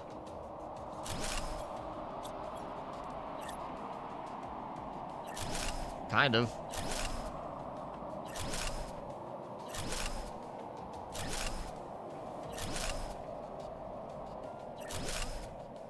Yeah, I can actually see better. Even though I'm adding more heaters, which means obviously I should have, you know, more steam being produced. I actually could see better with the, you know, the atmospheric effect happening. Couldn't even finish the last chapter of StarCraft 2. You talk about the third expansion release where what was it? They did the Protoss last, I think. I didn't like that part where it was like, we're gonna split it into 3 storylines, you know, like this. But I was like, just release the game as a game, you know. Not try to make it 3 different things. You know, it's StarCraft 2. Make it StarCraft 2, not 2.1, 2.2, 2.3 kind of thing. I never played it at all. I was like, I wanted to. I really did. But I didn't want to do that whole split up thing with it. Yeah. Can't stay BZ anymore. It just stays on. Did you try? I guess if you've got the mods installed, you know, that might have something to do with it. You could try removing all the mods, but also just do a repair on the game files. I'm still waiting for FCS to get the first release of their mods out for BZ. They're adding some other stuff. I'm just not sure when it's gonna come out because they said they were getting close to it, and now it still hasn't come out. Oh, look at that. That's a lot of heaters. Still not done. But it's a lot of heaters. I like, you know, the glittery power production. See how I doing. Still went up. Still dead. I've got 103 fusion generators now. 90 tier 5 here. So once I get the next 10, that puts me at 100. You know what? Actually, yeah. Let's go. Before I do that, I'm gonna go grab some more pulsar quartz because I know I used 30 I used already on that last set of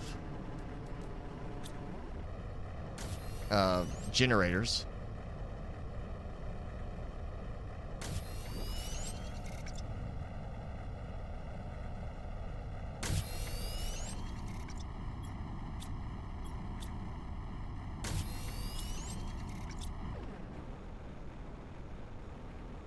No mods installed. Do a repair. Just go in Steam and do a repair on it. Let it verify and check all the game files and just see if that takes care of it. You know, it may not do anything. I know there's certain games like that. You know, one of my favorite open world games was Prototype, and then they had Prototype 2, which I got. You know, new powers. You know, fun to play with, but didn't have a good story like this first one. And I played it on the game on this system before, and then they did some update to it, and now it won't even install, or actually it'll install, it won't launch. Like, it just crashes out, and everybody's complained about it. Like, all these complaints that it just won't even run anymore, and just nothing's been done to fix it. But it fortunately works on my Steam Deck, so I've been playing a little bit on there. The controls are just the base controls on the Steam Deck are awful, and I downloaded somebody's like customized layout that they put together, and even that's just not good. So I just, yeah, I kind of stopped playing it. But yeah, there are cases where you'll have a game like just get all bugged up like that, and I mean, worst case, do a complete uninstall and reinstall it. All right, let's count. I'm gonna put it together here so I could do red, blue, and gold. And so I'm gonna do the first case. So this is, we got 11 red, 15 blue. So actually in this one we got more blue, and then the gold. That's, yeah, 30 total right there. So now this second one, we're gonna have that's 19 red, 12 blue, so a little bit more of what we would expect, and then 4 gold there. And let's see what we get on the last. Let me double check. Yeah, that's almost identical. Like, the red count is identical between those two. The blue and gold are a little off. Okay, so red is, again, 19. We have 14 blue, and then 2 gold. Let me see, that'd be 20, 30, yeah, okay, so that's the right count. So, I have a total of 49 red. So, you know, we'll just say it's 50% chance of a red larva. But 49 red. Actually, let me, I just mark it so I don't forget this number as I'm calculating in my head on these. So 31 blue total, and a total of 10 gold. No, that's not right. That can't be right. Oh yeah, okay, blue I did wrong. 41. Okay, 41 blue, and then 10 gold. So if we go based on that, let's assume, yeah, RNG not perfect on that, but it's close. Let's just say there's a 50% chance of red, a 40% chance of blue, and a 10% chance of a gold larva. Based on 100 butterflies being processed. That's 100 done. So I'm going to say, yeah, we're probably looking at about 50, 40, and 10. 50% on the red, 40% on the blue, and then 10% on the gold. Which is surprising if that's 10% of the gold, I've had really good luck with that 10%. It's just worked out really well. I'm going to turn these off so it doesn't automatically start pulling if I do bring something else out here. That's 100 larvae processed in one single batch. So we know what kind of percentage we're getting. I'm definitely taking the gold right now. Because that's going to be useful. And I guess let's take a bunch of the red. Because I'm about to do some recycling. A lot of recycling. You know, I should have actually just left that. I should have left at least one container there. Yeah, I made a mistake. I made a mistake. I should have just left that. Oh, yeah. I need a place to store this real quick. You know what? I'm going back. I messed up. Yeah, I should just... I'll put them here for now. All right, let's see. Yeah, I should just left these alone like that because I am going to need to redo all these red ones, so I just wasted my time. Well, there you go. That's the diamond larva. This is not Minecraft. We don't have a diamond larva yet. Not saying they won't do something like that. Maybe a special blue glittery type one, you know, but right now, no, we don't have a diamond larva. And we definitely do not have a netherite larva, okay? Don't even ask about that one. I'm beating you to that question. I don't think we're going to get any new larva at this point. Honestly, I'm really expecting the next one to be the fish stage. So, fish and...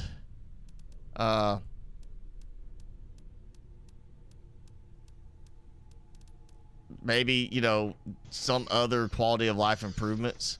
But I really think the next one's just going to be more focusing on getting the fish stage put in the game. Because it, obviously, going from this last update to January, I mean, I guess it depends. With the holidays, they're obviously going to expect time off for the different holidays that would be going. Christmas, New Year's. But it might be a case of, you know, still it's a bigger update, which is why they've got it planned so far out. All right, take those. I need to, yeah, put like another light thing here so I can, and I missed one apparently.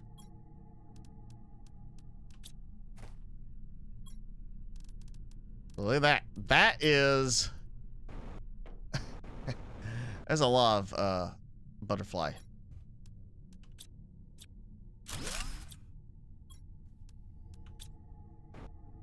Oh, actually, let me check to make sure. Oh, yep, I went the wrong way. Yeah. So I got that one.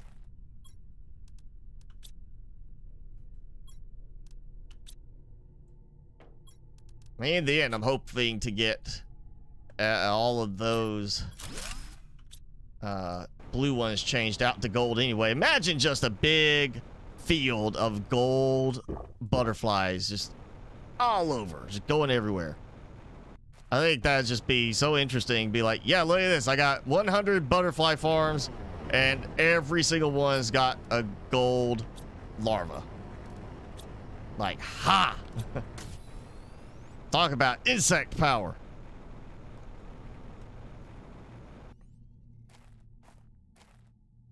The stages go from trees to insects to breathable atmosphere, but I'm already on the breathable atmosphere. Fish is supposed to be the next stage. Because right there, fish. See, I'm on breathable atmosphere. And I'm 32% of the way to fish, which is a massively inflated number. This is not actually what it's going to be. I'm not like taking that long. They're going to adjust it back. I'll probably be immediately into fish, and then they should go to amphibians after that. Because it'd be fish, And then, you know, fish get on the land, so we got the amphibians, and then we move into, I guess, the reptiles, mammals, birds. I don't know how they're gonna do that. I hope it's just not like, just let's keep going with more and more stages. You know, just here's 18 stages to get through. Oh yeah. Time to recycle. Oh, I think I brought too many of them. And I'm about to just, you know what? Because all my stuff at the other base, I think at one point I did have a recycler there. And I just took it out. I'm going to put another recycler in that base. I know I got the supplies for it. 2 deconstruction chips.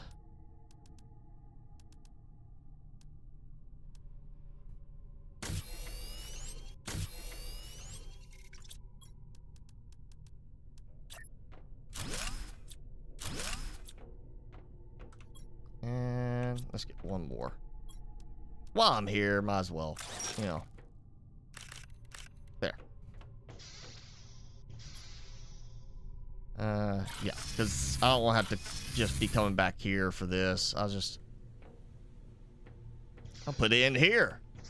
Just be the most sensible thing. Put it right here next to all the stuff I need to, you know, be able to dump in. There's that. There's that. There goes that. Now, that should be getting started.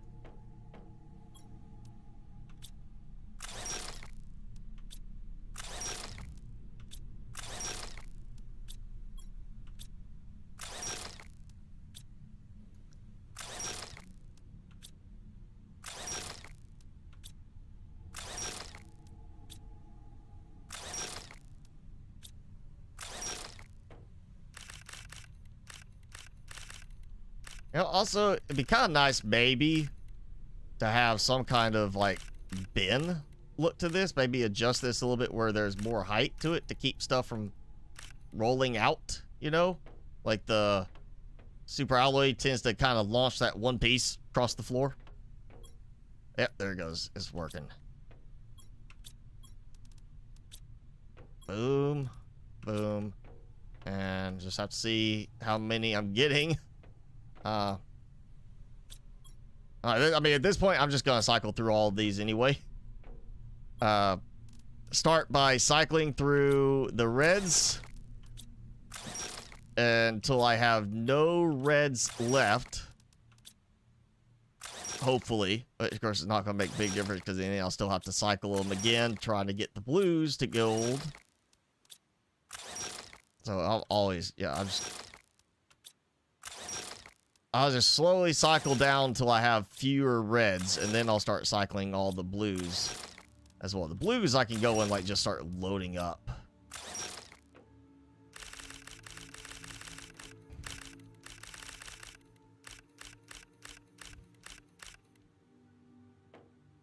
Inventory full.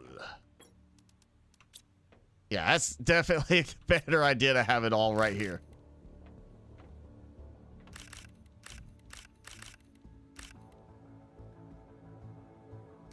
There we go. All right.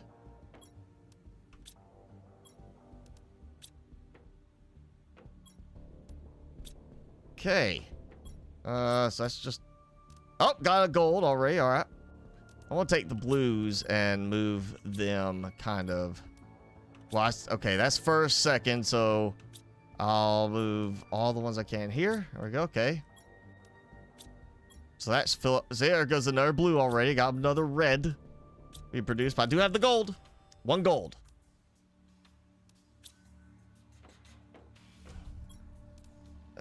So ready for like an auto recycler. Is there an auto recycler mod out there? I have not seen one that I can remember seeing.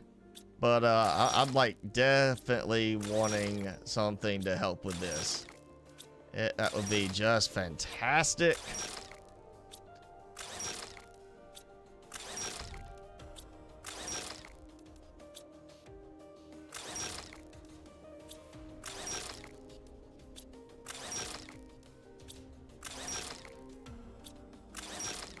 It's too fast. Look at that pile. Yes, auto fire button is very helpful. Up in there.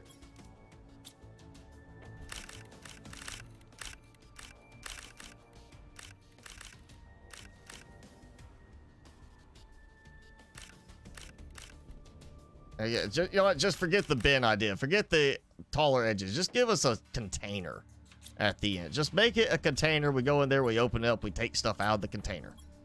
You know, it's a locker. Just simplify it. All right, getting some blues. Let's take these. Let's rotate these. And this will be the last batch I do. I'm just going to use that one. Actually, I might just go ahead and turn off the receiving on the other two. I just want to have it where at the most I fill up like one container at a time.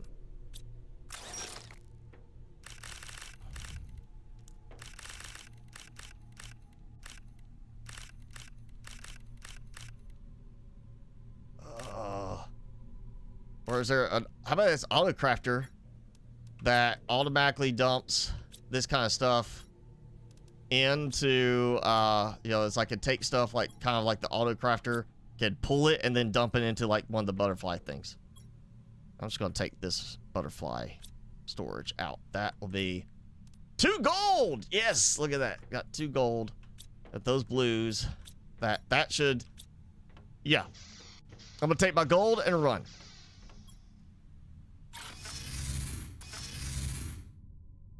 Oh, and you know what? I said it. I'll do that. I'll find my goals and do that. Mom is sick and needs some stuff, so all right, yeah, he can go do that. He'll go get some veggie soup. I would just, well, veggie soup, yeah. You know, I know the kind of the normal thing, like somebody's sick, you know, or kid's sick, is like, here's some chicken noodle soup.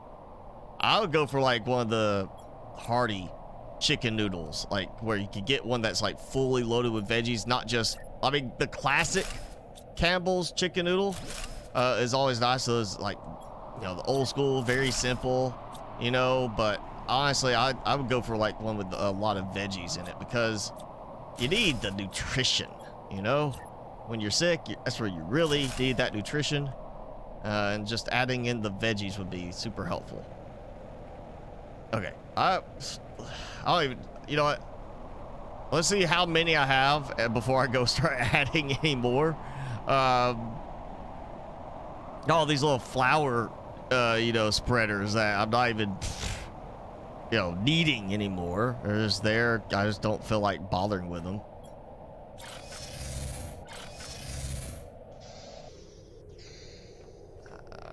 Let's see.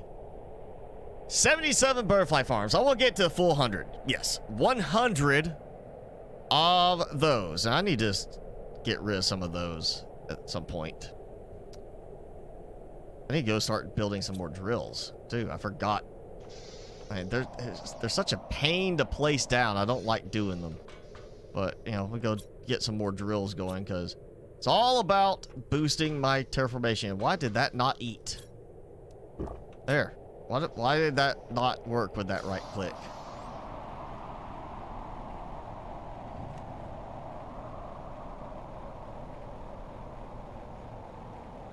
Oh, well, I know Jason's already took off. Maybe he's got the, you know, maybe he's got it on his phone and he's listening. I always, if I'm sick or I start thinking I'm getting sick, V8. If you can't handle just plain V8, get the V8 Fruit Fusion. It's gonna have a lot of sugar in it. It's not necessarily good because, you know, it's all the fruit juice, but get that and I'll get like one of the bigger bottles of those, and I'll get at least 2 of them because I drink one of those in a day. If I'm sick, I'll drink one of those in a day because that gives me a ton of nutrition, vitamins, everything you're gonna need to, you know, get healthy. I down one of those, and of course anything cough suppressant, whatever. And you know, I've had bronchitis and knocked it out in 2 days with that. You know, as soon as I started to feel like that scratchiness in my throat and everything, I go and just load up on that, make sure I rest, and just chug down V8 until a full bottle is gone each day. And of course the soups, stuff like that, but you get plenty of vitamins that just boost your immune system really well. Again, if you could tolerate just the plain V8, better. You're not gonna have all that sugar from the fruit, but you know, some fruit's gonna help too, like strawberries. I go with I'll go with like one of the fruit fusion and then one of the plain, and I'll just kind of mix them because I just can't handle the plain on its own, the regular tomatoey V8. You know, it feels too much like I should be throwing some vodka and Tabasco in it for a Bloody Mary. And I'm not exactly a fan of Bloody Marys. Where I do a, I'll do that. I'll do a screwdriver instead. Get my orange juice.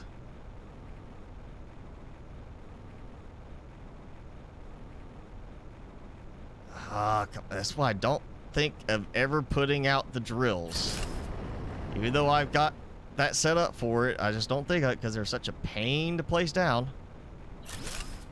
Let's see, is that 4 or 5? And that might be 5. Let's just see. Yeah, 2 more.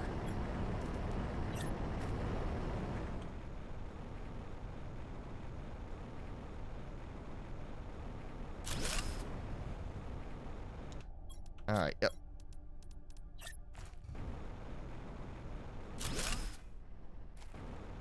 I'm just gonna end up building over all the way out this way at some point, because I'm just gonna need that much room for it.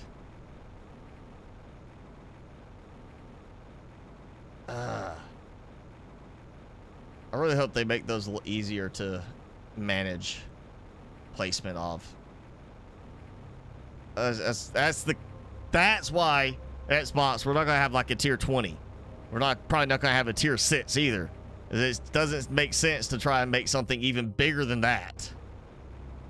You know, it either have to be smaller than that, but more efficient, which I don't see them doing that as a reason behind it. So I'm pretty sure tier 5 is the highest we're gonna see on anything.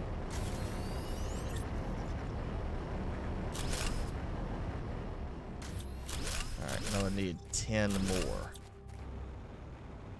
to finish, so we're gonna get that going. Let's see, we're at coming up on 2 hours, so definitely gonna get plenty. Get another full floor done up here. So I'll put me at 100 tier 3 heaters. I might then remember to go and do some more with the drills.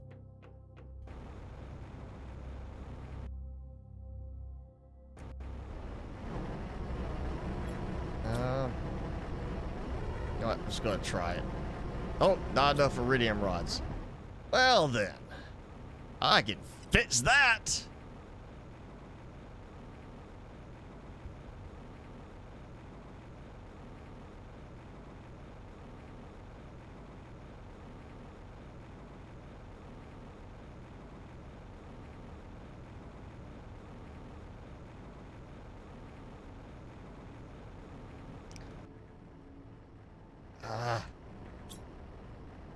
Yeah, I need to rotate these out at some point. That's just, it's helpful to have a few pieces of, you know, random stuff being generated where I can carry it back.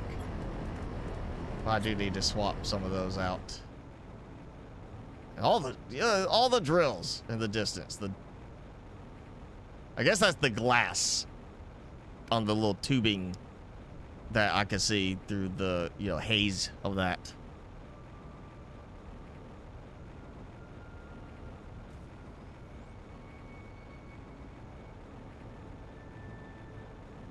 Oh, welcome back, Jenny. All right. I can do another. Well, you know what? Let me go check, because I got iron. Let me go snag a bunch of iron. Yep. Get that next level completed a little more.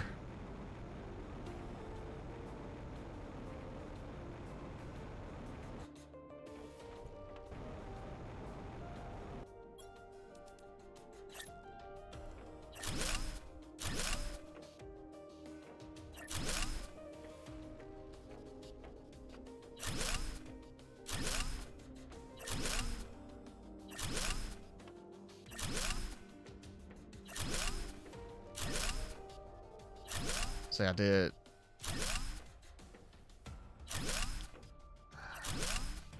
25 for each row. Each, you know, that's 5 by 5. So I'm trying to remember how many spaces I counted. I did 5 by 5. Each one takes 3, so that's 45 wide. Right? Be right.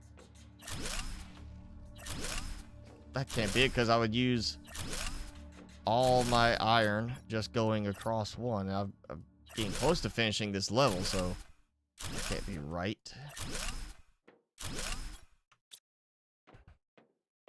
So here's 1, 2, 3, 4, 5, 6, 7, 8, 9, 10, 11, 12, 13, 14 wide.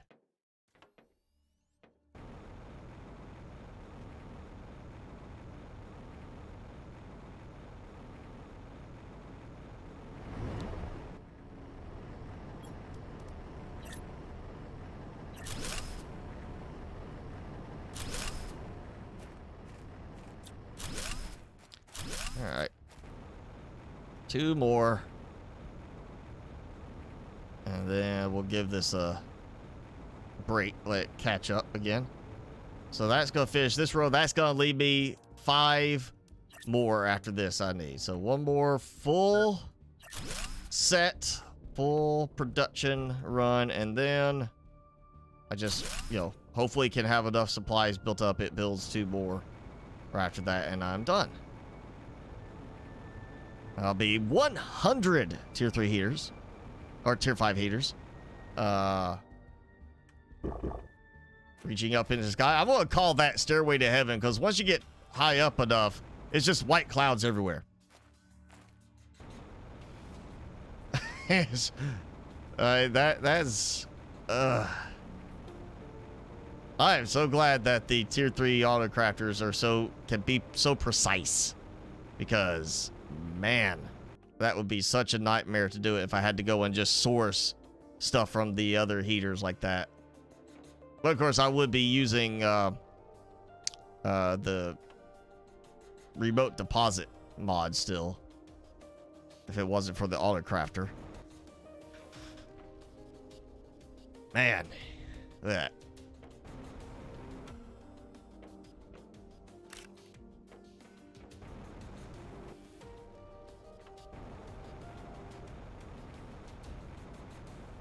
Finish the soup and helping with laundry. I mean, you're not just telling your kids to go do it? Like a proper maternal slave driver?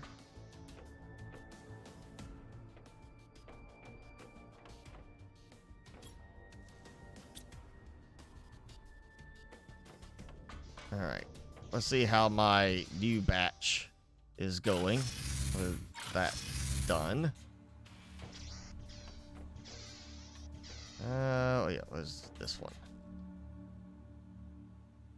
A lot more red, a lot more blue, no more gold since I left. I'm not happy about that. I like to have seen some gold in there.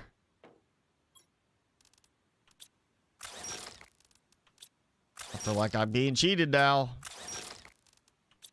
I mean, granted, I did have what the first container was red and blue, except for 2 gold total.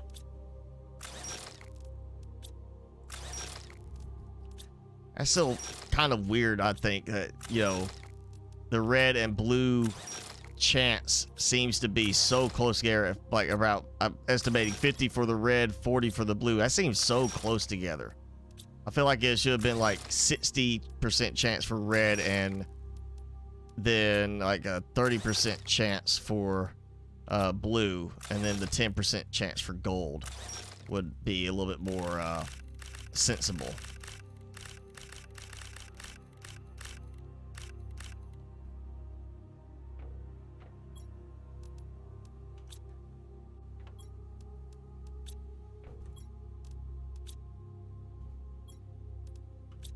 All right. Now this will just keep going. Keep churning away until I start to get a good number of gold ones. I think I'm just going until I get 100 farms done. What I'll do is just keep adding blue here and there as I need to. You know, as I need blues, I'll keep expanding out. But I get 100 farms. I just, you know, that's gonna take some time. That's one of those things. If I can avoid having to start fresh with any of the updates, it'd be great. Because I would like to be able to say, I got 100 gold larvae or 100 butterfly tier 2 farms with nothing but gold larvae. I mean, just that's bragging rights right there. That's a lot of, even with the mod, that's a lot of patience. You know. Oh, kid's sick in the room. Well, that makes sense why you're not gonna, you know, crack the whip and, like, get in there, do the laundry. Smackadacker, do. Hi. Thanks for joining in. Let's see. I was at 100 going. It was like what, 147 TTI. I was like 147, 148 coming on 150 TTI. We're at 166 now. And it's probably getting close to time for me to do another save and reload to get the algae working again. I need to pull some supplies from here. I need to start stocking my mutagen and everything back up over here.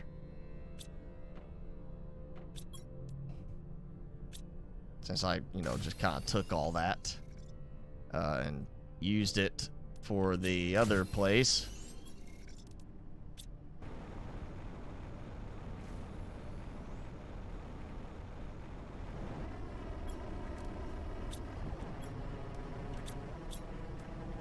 There we go. I'm still producing too much of certain things. That's why I know it's gonna be complicated to make it happen. You know, figure out a way to make it work right and not seem imbalanced. But it would be just so awesome to see some kind of automated builder drone in this, where you just literally, like the auto crafter does, it basically produces buildables for you to automate that part of it. So you're, you know, I mean, with this, you can only go and craft so many, like build so many things at a time, you know, and if you're having to go and grab the supplies and do that, you know, at some point, yeah, you know, it'd help to have something that just auto builds them. Oh yeah, I said I was gonna give that a moment.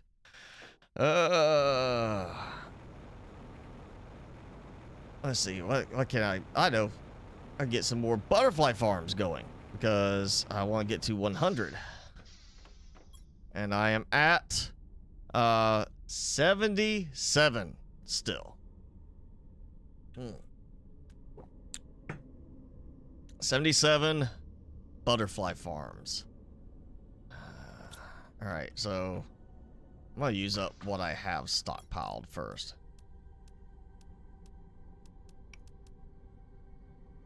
Somehow got an extra one there. I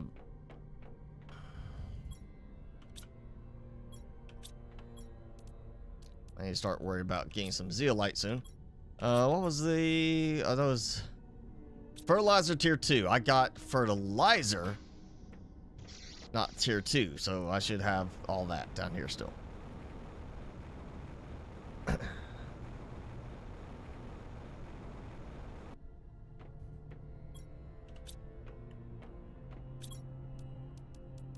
Now I've totally forgotten all about going and like doing anything with the tree spreaders. Mainly because that spot over there is being very problematic with the algae. Let me say that. That's the worst one as far as the algae problem is where the tree spreader farm or auto, you know, farm is going. So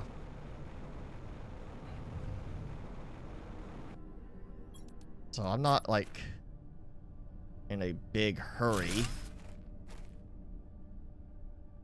to keep working on tree spreaders right now, because yeah, it's become a pain to deal with them. As I go over there and the algae doesn't work again, or is not working very well, and I had to go grab a bunch of it, and then it just burns right through it. But, you know, let's go check it. So I do have some tree spreaders. I'm just not using them because I haven't been doing anything for the tree seeds. That's going to be the next thing. I got to go and start, like, set it up to do the auto sequencing for the tree seeds. I've been focusing on all that going into the algae, or the larva, the butterfly larva instead. If I say, I know there's got to be some algae around here. Maybe it's actually full? Or that problem. Full, not full. Well, why is that missing? Methane.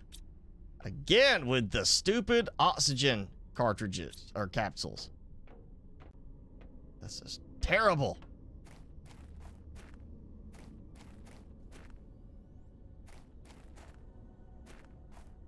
Yeah, larva. I think do some like rocket launching again sometime soon. Like get back into now with the pressure and heat boosting with the T5s. Might actually be worth it to do that. It's not as clean doing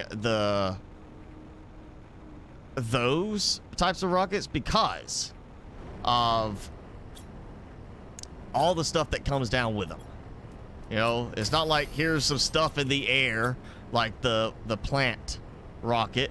It's here's a bunch of meteors coming down, and it just, you know, it makes building a little more dangerous. And if I launch like 50 rockets at a time, it's gonna, you know, that's gonna last quite a while. Actually, that might be a good idea. Is just I'll build up like we did before. I'll launch like 50 rockets in one go, and then I'm just gonna save and close out the game and reopen it. And hopefully, it's gonna say, well, you know, reset, not to carry over the count of how many storms need to trigger, and I could just forego the trouble. All right, see how I'm doing on this. I made it past 50 MT.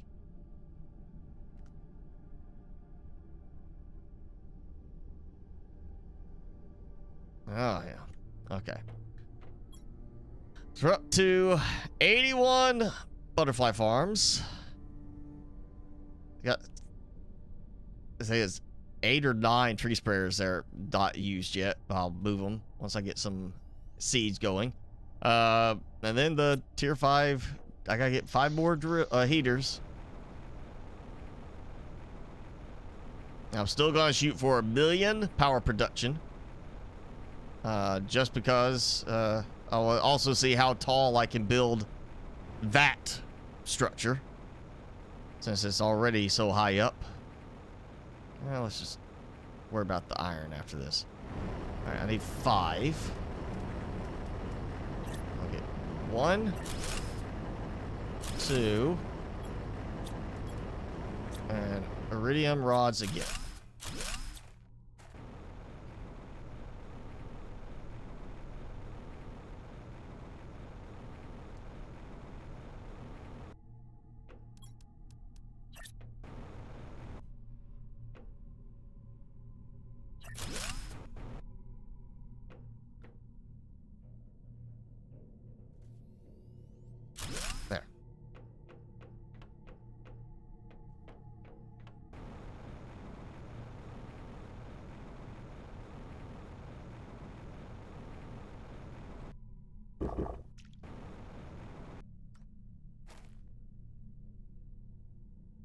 It's a lot of steam. And it's only going to be worse.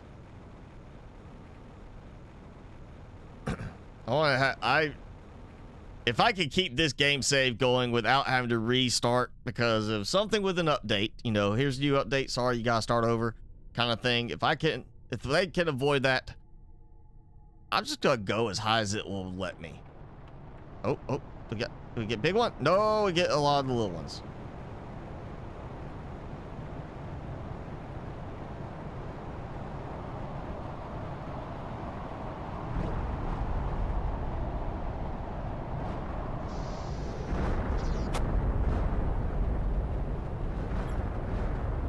Three more heaters.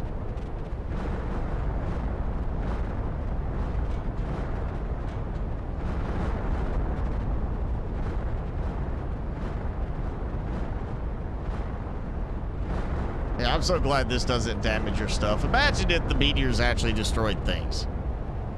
I mean, wow, how frustrating this would be.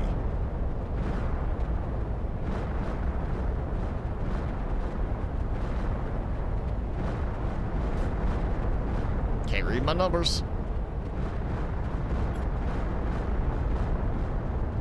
So, yeah, if I go and boost a lot of that, that will help, you know, get up to 100 of those. I mean, that seems good. Still waiting for a way to boost the plant rocket better.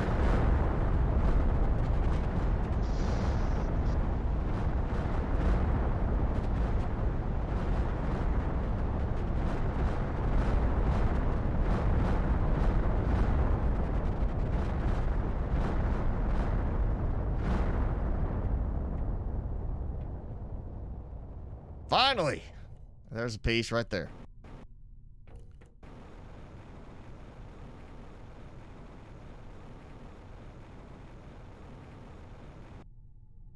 Oh, I just thought of something. All right. So, a lot of trouble. I'm going to say that. It'd be a lot of trouble to do it. There's not really much of a point to do it other than to say you did it. But somebody did build a wall, a meteor catching wall. I'll show it on Reddit. They built it so tall, you stand in this spot, all the meteors hit it, and everything just drops to the ground. What if you built, instead of doing that, you built something like a platform somewhere up in the sky or whatever, where just someplace useful, and you just, all you do is wait for, you know, a meteor storm hits, you teleport straight there, you got yourself in the right spot, and basically what you do is you're right there and you run around, or maybe you do it specific to certain storms. You just like, okay, iridium rods. Well, you know, you go there, you want iridium, you go there, you trigger a rocket launch, you go there, and all the auto crafters are spread around the area, and they're all set to craft automatically iridium rods. So basically you get all the iridium hitting, dropping, and then all these auto crafters spread everywhere to collect it and produce iridium rods, and you just have to run around collecting it from the different spots. Again, not really the cleanest way, not really worth it because of how much trouble it would be. But, you know, it'd be one of those things you say, I did this. I set it up so that, you know, everything,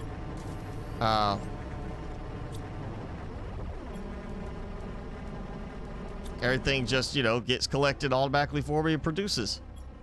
You literally just walk around to the auto crafters and collect your stuff. Or if the tier 2 auto crafters allows us to use a storage, you have like some storage in certain spots, you just walk to the storage and collect everything there, you know. All right, that's working. I'm gonna have to leave that now. Yeah, I need to swap those out, I guess.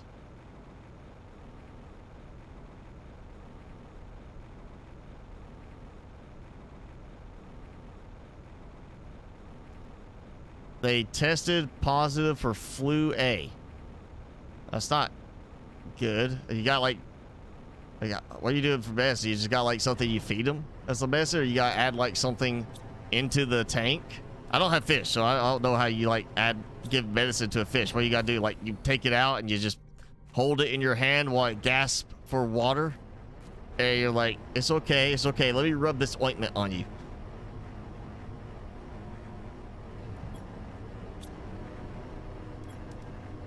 Oh, good. I got, all right, 1. And I'm out of iridium rods again.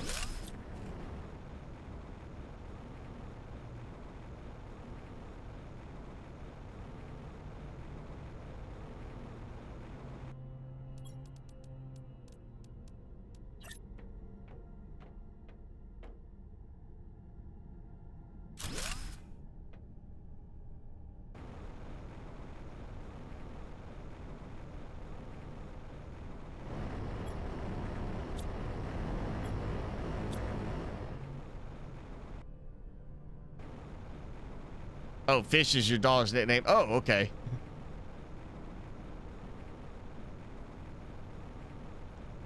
I thought we were talking about real fish.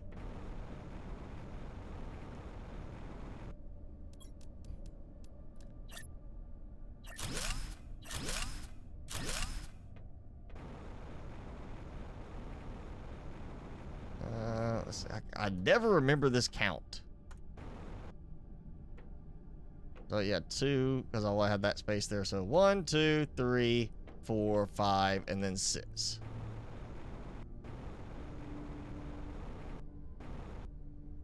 All right, so that's go 1, 2,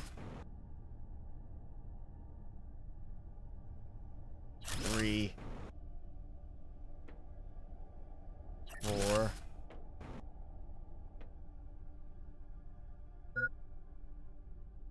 5, getting hard to see, and 6, which would then be number 7 right here.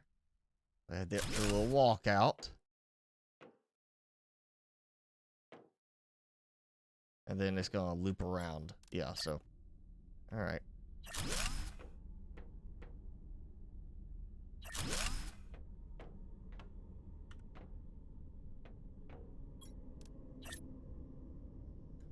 All right.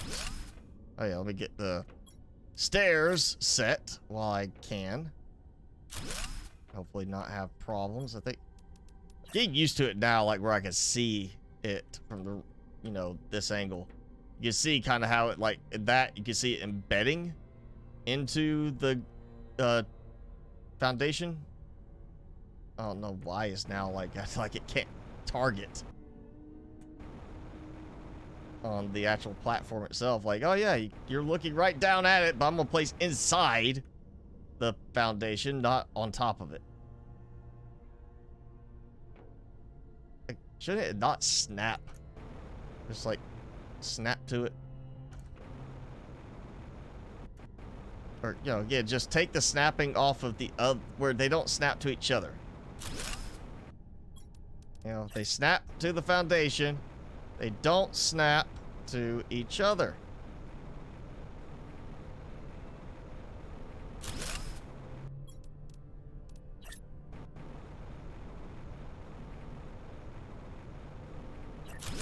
Okay.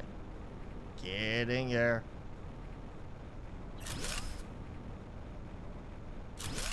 All right. Nice view. When I can see something.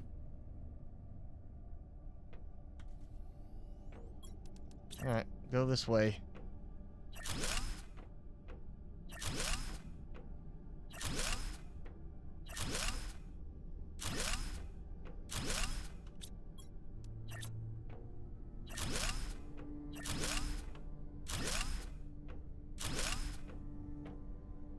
Almost.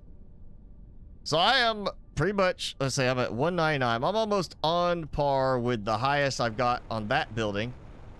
But I'm still not as high up as the waterfalls base is built.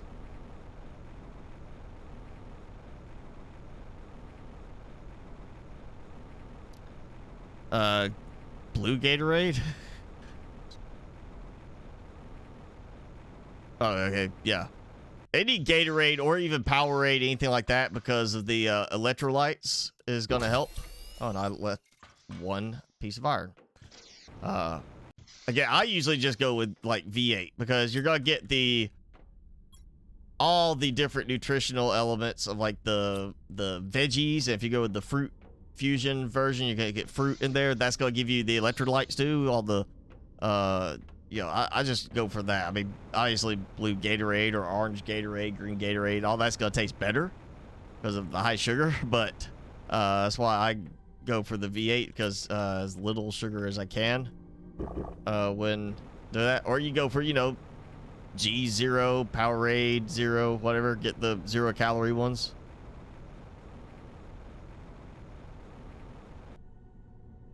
Man, that's too many butterflies. Let's see. This is the next one. So that means, is this one? Yeah, so that's 1, 2, 3, 4, 5, 6, 7, 8, 9, 10, 11, 12, 13, 14, 15, 16, 17, 18, 19, 20 farms. Let's just double check, because some of these look like they had too many blue butterfly around. Yeah, 20 farms with gold butterflies right now. Of the intended eventual 100. So I'm a fifth of the way there. But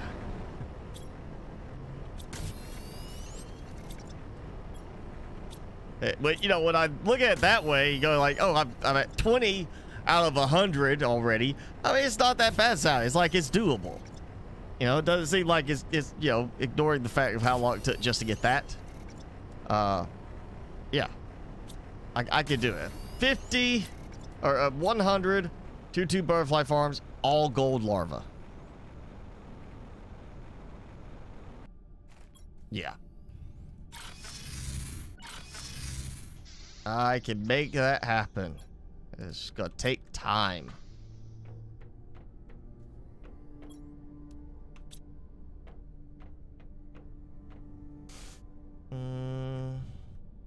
So I got those built up. I got 1 gold there. If I can get another gold, that'll be good.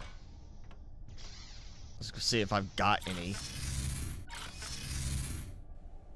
That last checkup was pretty depressing. Oh yeah, look at that. 2 more gold. Now we're starting to get into that one.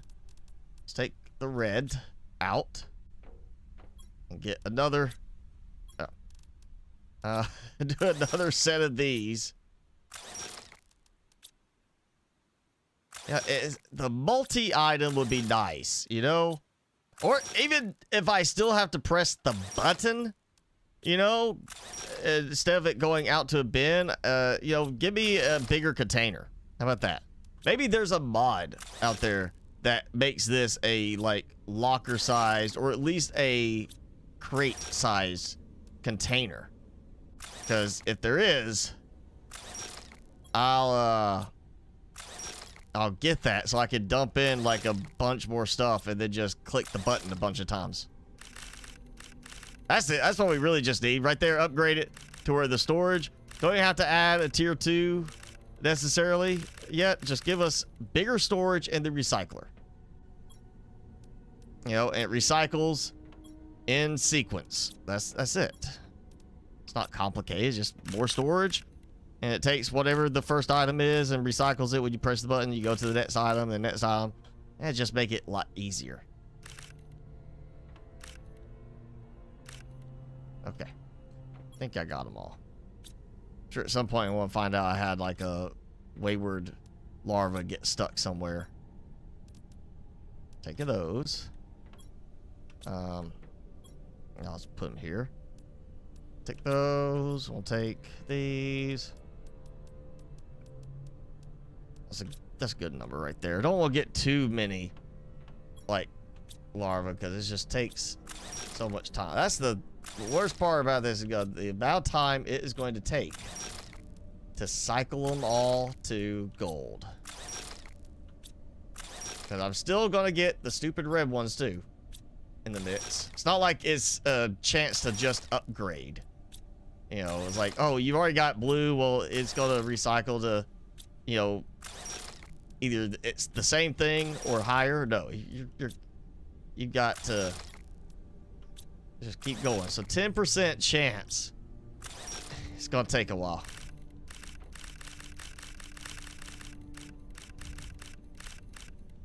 Actually, Jenny, you use the item stacking mod. does the item stacking apply with the recycler? Like, does the recycler take a stack of items and let you hit recycle, and it basically recycles all of them at once? Like, if, you know, here's 10 iridium rods, does it recycle suddenly all to just, you know, just fills up, it just dumps a whole thing of iridium like a big iridium explosion? Because that will be enough to get me to go ahead and do the item stacking mod. That, just the fact that I can sit there and be like, here's a stack of 20 of those stupid larvae, and go, that would be enough right there for me to want to go and do the item stacking mod. But it has to work in the recycler. That's the clutch part right there. You have to press a button more. Okay. I mean, that's fine. I've got rapid fire button. That's how I did all the, you know, the 100 rockets in one go. You know, launching 100 rockets at one time. I just sat there and rapid fired on the button as fast as I could. I could make that happen. So I might, yeah, go ahead and do the item stacking mod for that one reason alone. There we go. All right, let's see. Yep, that one. So keep this going. And I'm just going to keep extending out this way.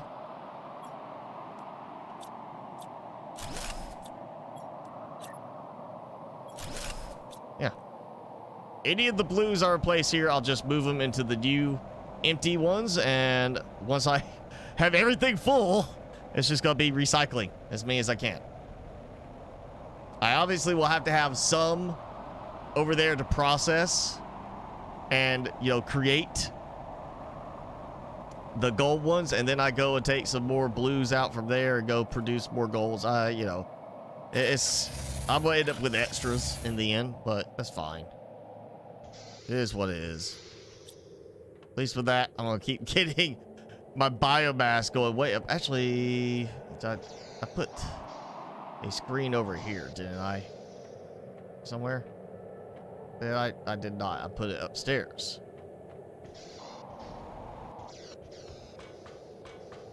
Let's see. Yeah. Look at how much of a difference there is from insects versus plants. Because the plant rocket still requires a resource that is finite. I'm hoping maybe the next update they can also just add us a recipe for the seed lerma, you know, that we just have to find. It's like, seed lerma is the only thing that holds it back. You know, you can't generate. Give us a way to generate that in the DNA sequencer, you know.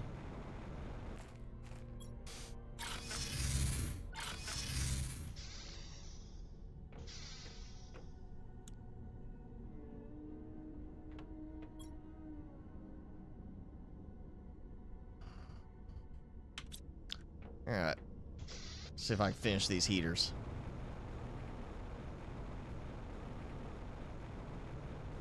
So, all right, I'm gonna get some more heaters. We got a good little bit of time left, so I'm gonna do the heaters if I can get the last two. And you know what? Then I'm gonna save. We'll close out. I'm gonna get the item stacking model. We're gonna give it a try, just for the fact of it helping me to get the larva processed a little bit easier.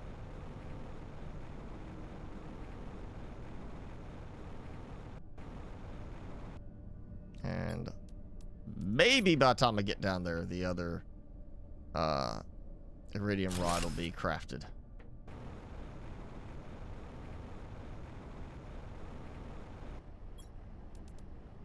No, it is not. It's not like I should need that much. You know, here, I'm gonna do this. Bam. I'll cut down a bit there. Yeah. Alright. So just a little bit more time.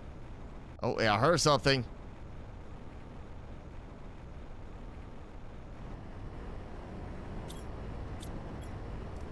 No. Okay. I guess it was a different autocrafter from probably way over there somewhere that I heard.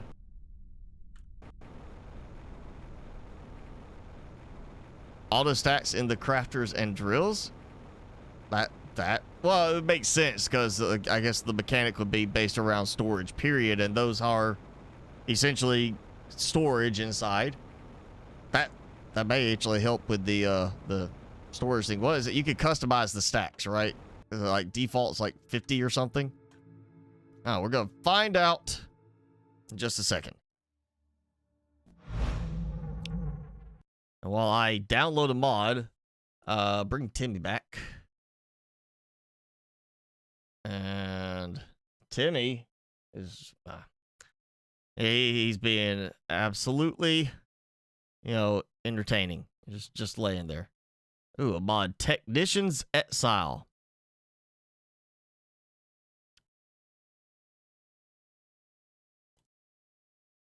Okay, what was it? It's not telling. It's just after you get some company. That's all it says.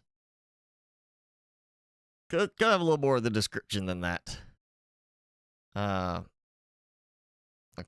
not the stack in range. There is another one, stack in range, which basically just applies where the autocrafter, it's got that drop down that just kind of like massively populates. Instead, it compresses that same way the stacking mod does for actual storage. It basically just makes that a little easier to read. So it's like, oh, you got 5, lockers and 5 crates in range. I'm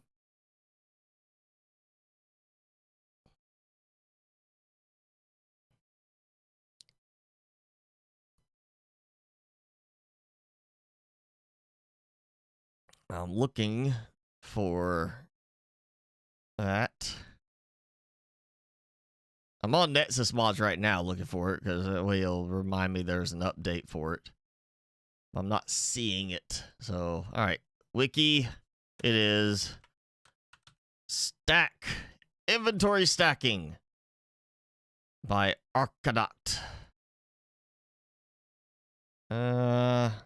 Stack. There we go. Inventory stacking. Got it. And get my mod folder.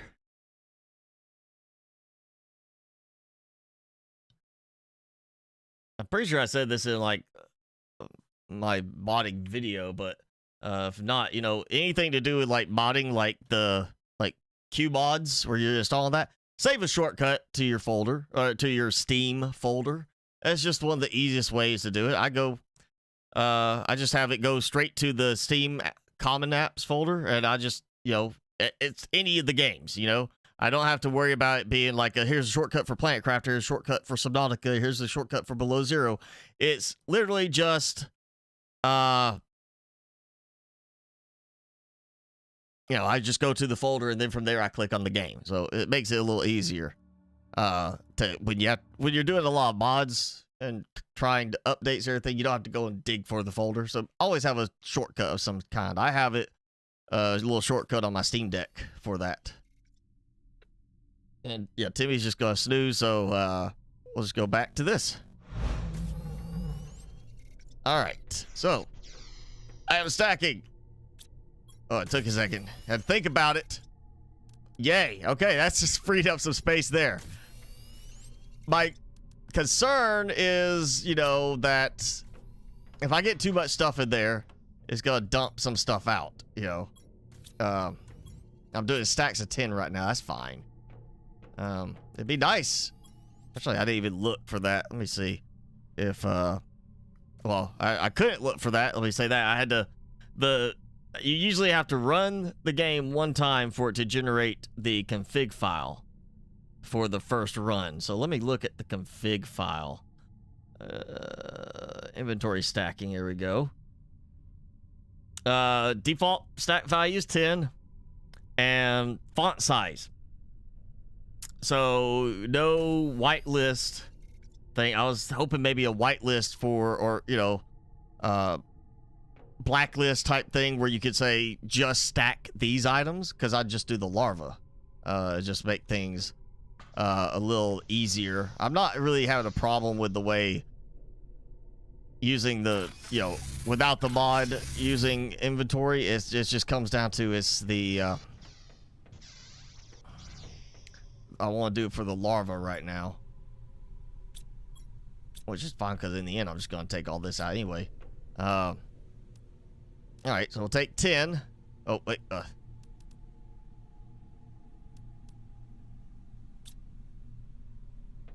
right, like that. Oh, so much better. That is worth it right there. That is worth any potential complication I run into with this. That is worth it right. I mean, just come on, how much easier that was. And now I can dump like just everything into like one locker of this, because all this is going to get processed in the end. Yep. I'll take all those. I'm just gonna process them all because that's super quick.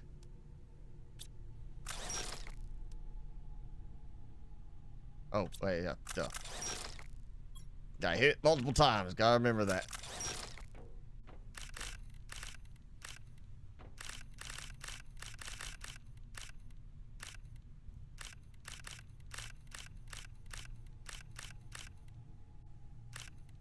And the fact that I could actually carry so much more is just great, in that I don't have to like make multiple trips to drop stuff off. This is it right here. If I could, I would just seriously, like, just for this, that's what I would whitelist. Like all of that. Oh man, you know what? I'm just gonna take all of these. Let's just knock them out. I mean, while I can, why not? I'll do it in between each round so I don't have to like fight with so much overflow.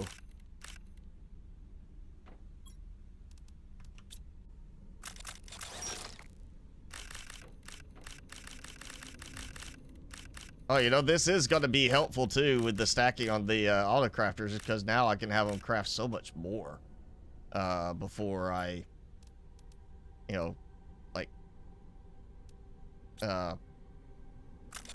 before it runs out of room.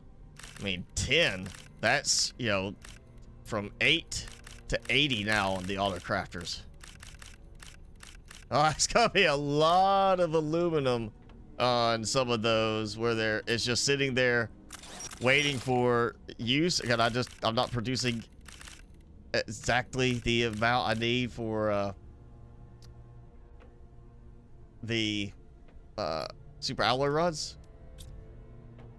Yeah, that'll be one where I'll like have what is it, like if the mod breaks, the resources disappear, or they just suddenly burst out of the storage?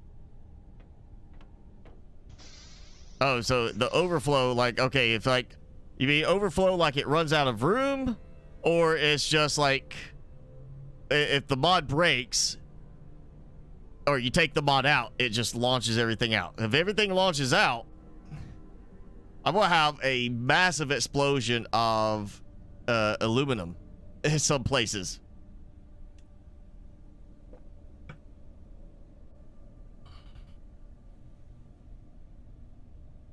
You can put the trees and larvae in the nests and spreaders and stack them that way.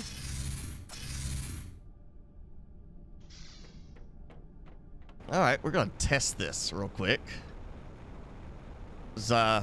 I mean, that's obviously not going. I'm not going to go with, oh yeah, now I can make 100 tier 2 butterfly farms and get 10 or 20 butterflies in each and do all 10 gold. All right, so let's say 29.46 kg. We're gonna take this Yeah, we'll just take one. That's fine. 44.19.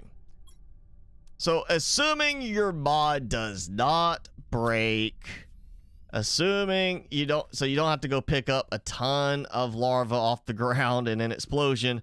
Oh, the recycler? Oh, okay. That's the explosion. That's the thing is, like, if the mod breaks, what happens to all your stuff? That worries me a bit. But that means you could technically get 20 in here. So take that. Which, that should be times 10. But it might be multiplying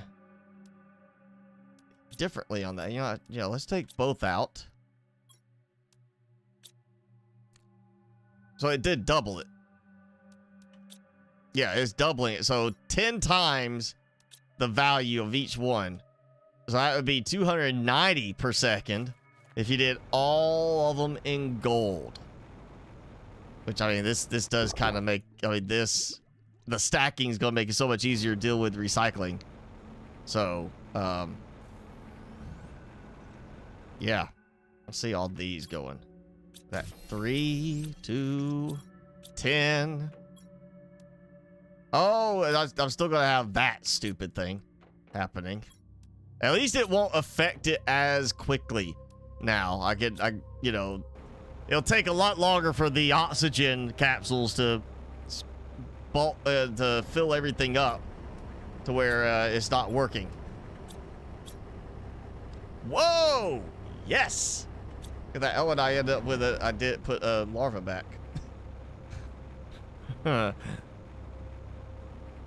Snickerdoodles.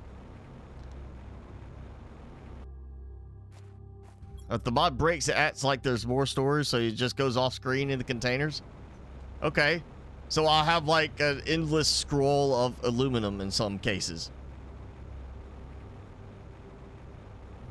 Honestly, that's going to be really helpful too, is be able to just go and get such a bigger stack of pulsar quartz now.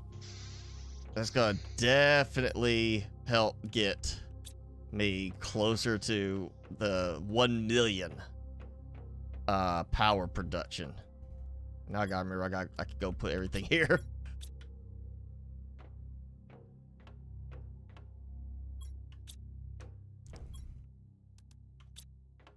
And just thinking, if I had been using this with before the auto crafters, everything, when I was doing the remote deposit from to containers.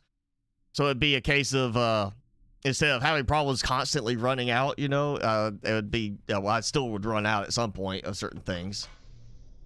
Like, yeah, when I have to start a new game save, my base is going to be built very different than I did for this.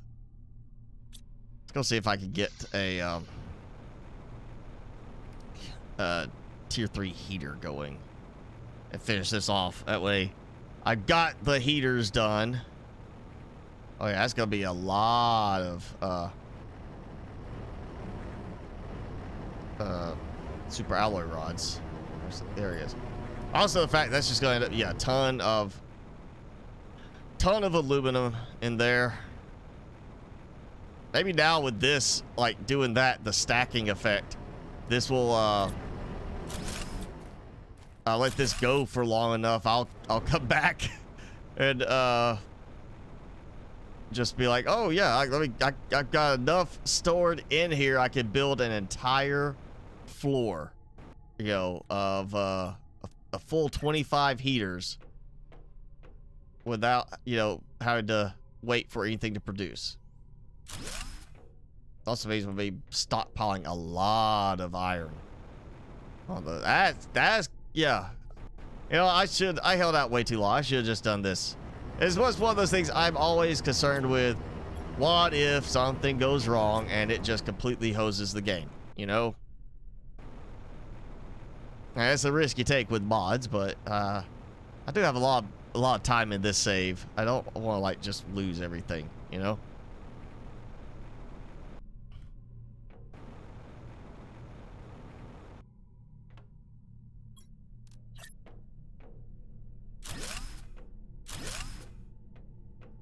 the edge. That's the edge. Yep. Now I can't see again.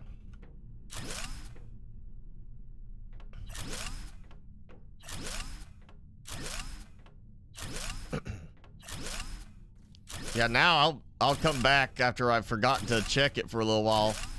And I'll get so much iron, I'll go and build an entire floor in one run. Because I'll have so much iron stockpiled, it'll just be like, yeah, let's just go ahead and build the whole thing. You know, stack after stack after stack of iron. Ah.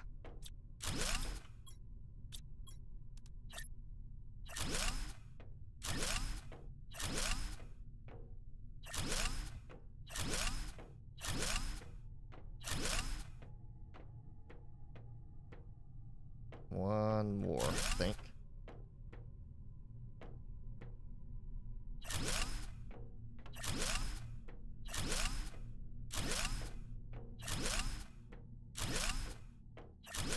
Ah.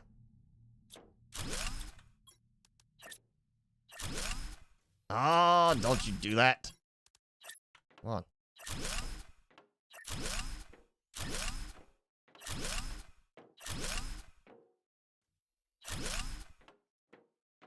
All right.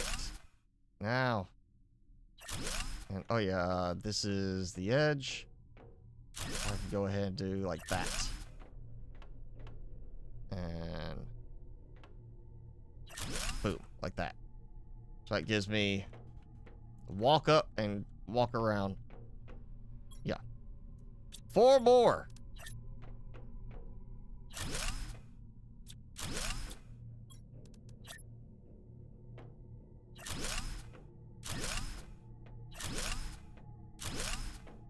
That was a good little run there. So that is 100 tier 3s. When the game goes full release, will I do unmodded? Maybe. It depends on what they change. There's still going to be certain things I'll probably want to run a mod for as far as quality of life. Like, you know, minimal mods, but, you know, it depends. Like, if they fix the jetpack, which I think is still a thing, because I'm using the bare jetpack mod to fix the issue. But the jetpack actually lets you slowly glide down while you're using it instead of just plummeting. I won't need that mod. But if they don't fix that, where you go off a cliff and suddenly you're using jetpack and it just goes, poof, you know, straight down, but you don't take, you know, it just drops to the ground level. I'll be using the mod. Period. I'm not going to do an unmodded playthrough like that, because that's something that should be fixed in the game. I don't think they fixed it yet.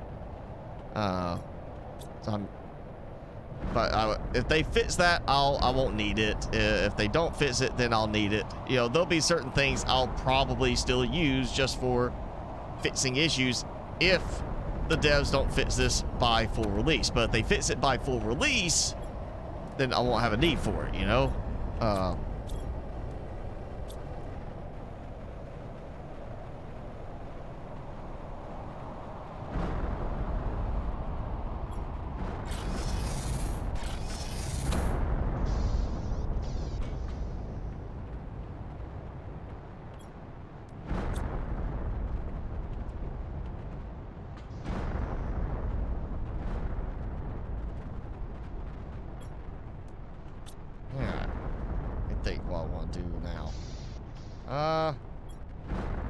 I want to take advantage of the building, actually.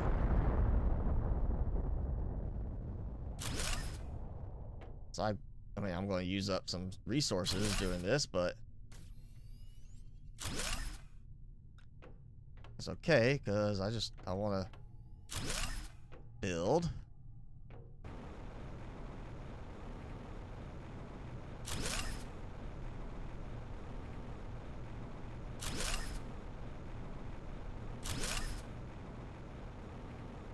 Okay, so now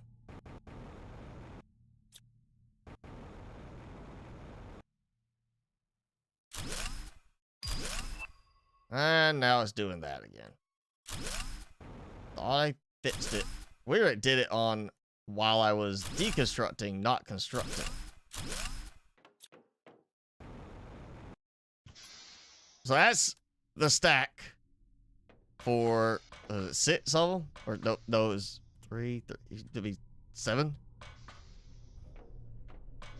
Oh, you know, I forgot I didn't even do all the ladders yet. And that's not gonna let me all the way up where I need to go anyway, so I'm gonna go like this.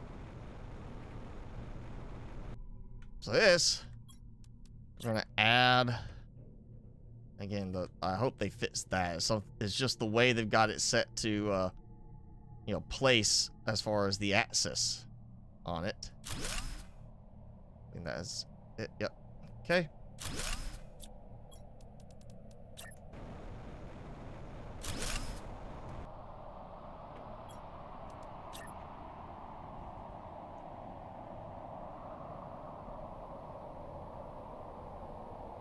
Alright, come on, just place down, will you, please?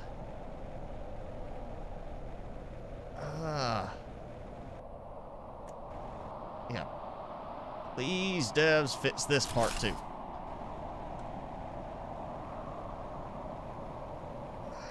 Apparently, I'm somehow stuck inside, I guess.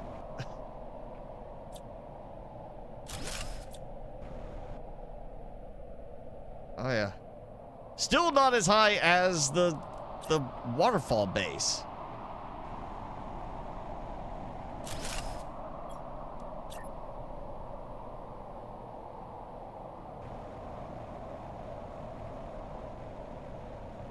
Ah, come on.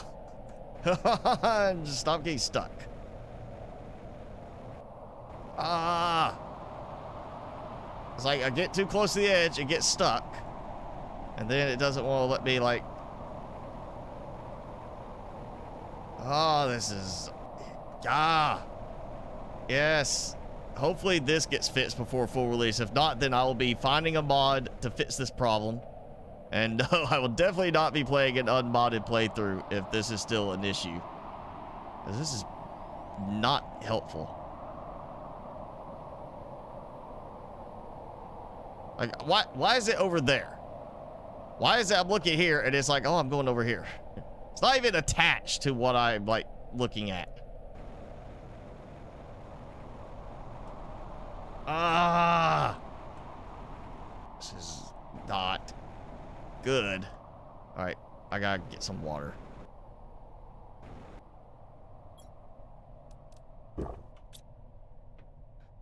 And the foods.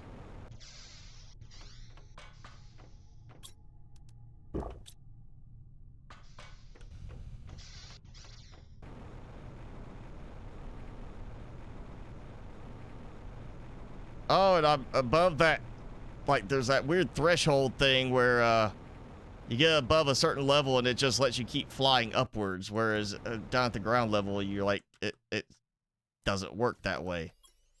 For some reason, there's something about the height up here that causes it to let me, like, go way up above. As long as I'm holding backwards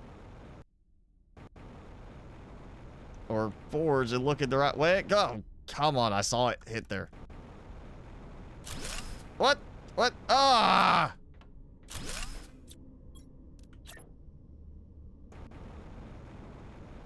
Okay, that's it. Mod time. I'm gonna use my fly mode. Because that should not be how this works. It should not work like this. It should not be that unwieldy to place down these components. That's just, oh, that's bad.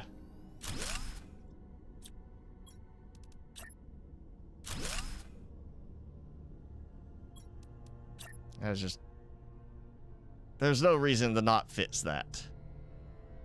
I mean, look, I'm looking at it and it's like, I'm gonna build over here to the side. It's not even like trying to attach to it.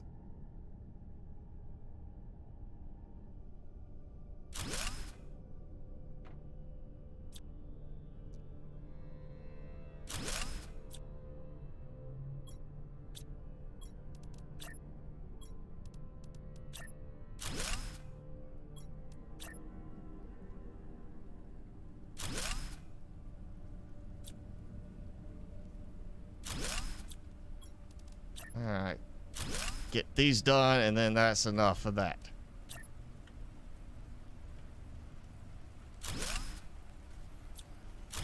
Oh, wrong one.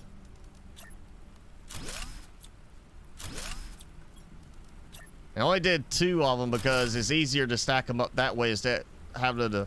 Otherwise, I'd have to build one on top, build across, and then I'd have to go and do that again each time. So I just keep stacking it that way. It just makes it easier since these are so troublesome to place down.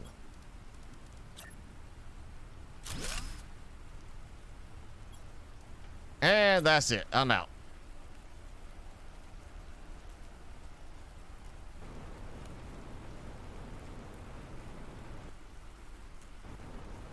Take a look. That's how high it is. Oh, look, a larva decided to spawn up here. Alright, what kind of larva is that? Regular larva.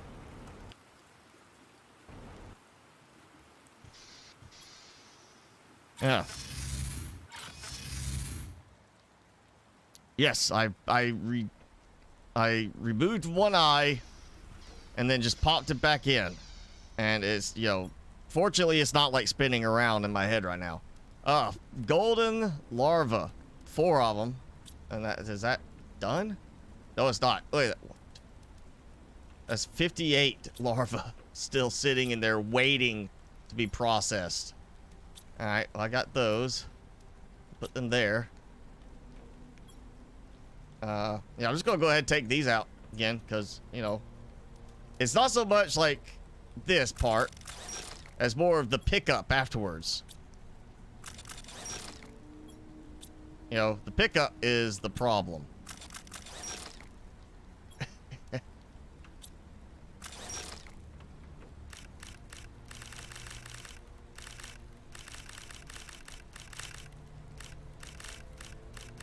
It's not such a problem. It's just like you can see stuff getting stuck in there. That little wedge part of it that's supposed to roll off, the stuff rolls through. And I've seen stuff like the larva hiding in there, make it hard to target them. Plus the larva getting down here. It's like some of it seems like it's stacked on top of the others because you can't target it. Like, it's just weird how some of that gets in the way of others. Okay. Go back to 1 more red. Now we got 4 more gold to put in place. So, get inching closer to that 100 farms with 200 gold larvae. So, yeah, I got 20 farms done. So, that's 40. So, this will be 44. So, that puts me at 22%, right? Yeah, 22% of the way now.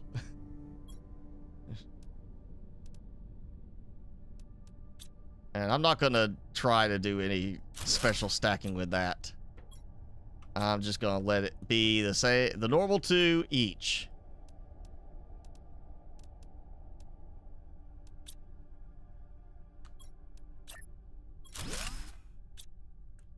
And now the one here. I want to say I was going this way. Yep.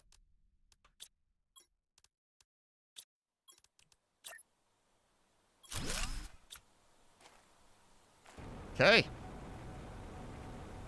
A lot of gold larva there. Prawny. Okay. Nipaprani. I'm going to go with that. Nipaprani. Or is it? Yep, Paprani. But yeah, Prawny. Thanks for joining in. Let's see. Okay, that should still be going fine because I haven't been playing this round long enough for it to lock up. But it seems like it has. Yeah, look at all that algae. But oh yeah, now I don't have to worry about running out of room for algae in the locker.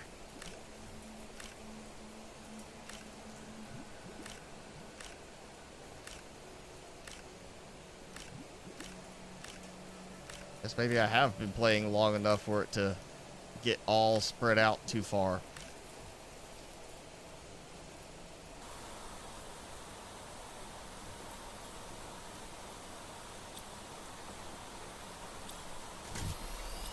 There it goes. Since these can just keep producing, that's going to be a problem. That's going to run low for a while because it's going to keep getting used for the tier 2. As long as there's algae's going to run out, then that'll be a problem. Squash, I guess it's not going to affect this, like the number of plants there. So at some point, squash will run out, and then it should start producing some regular fertilizer, hopefully.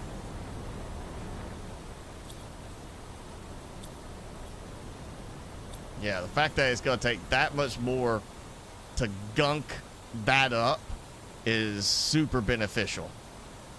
Oh, that means so much honey being produced over there now.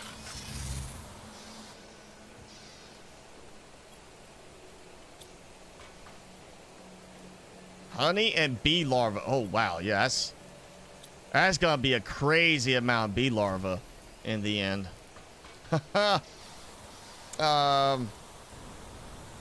Ooh, yeah, I might just end up taking the bee larvae and just like literally just recycling them to get components. Oh. It's enough honey for a little while.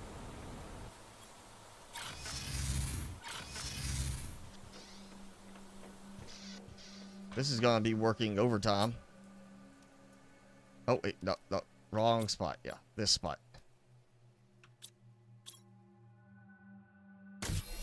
Let's say it should be full. I've got plenty of beans already collected in storage. I've got all the beans here. I should like to see these. I want to see it remove them. Be kind of neat to see it just pull those where it pops. You know what I'm looking at? If you make it stack to 100, you don't need more than one butterfly nest. Well, yeah. Yeah, it would help with lag, but it's not at all close to legit. You know, and if something happens that breaks with the mod, like with update, and I have to wait for the mod to get updated, then that's, you know, could potentially be an issue.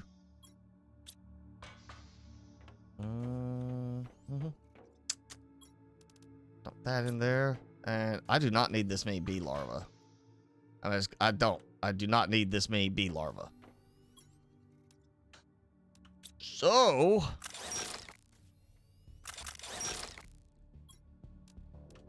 I'm about to make a big mess.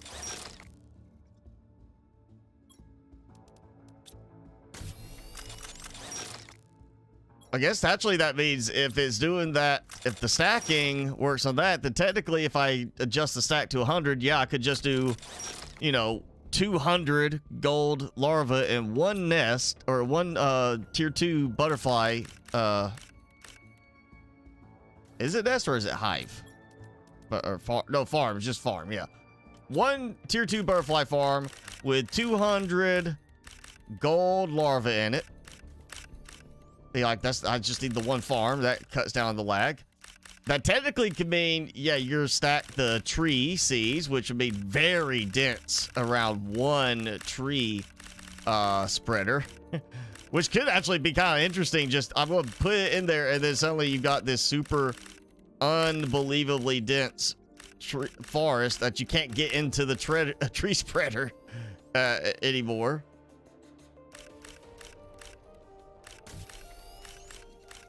Oh, I see it sticking out. Yeah, there was one larva sticking out right there.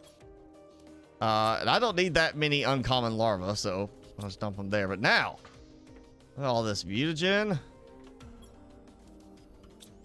and fertilizer for use up here, since I'm using up all that stuff down below for the tier 2 versions of them.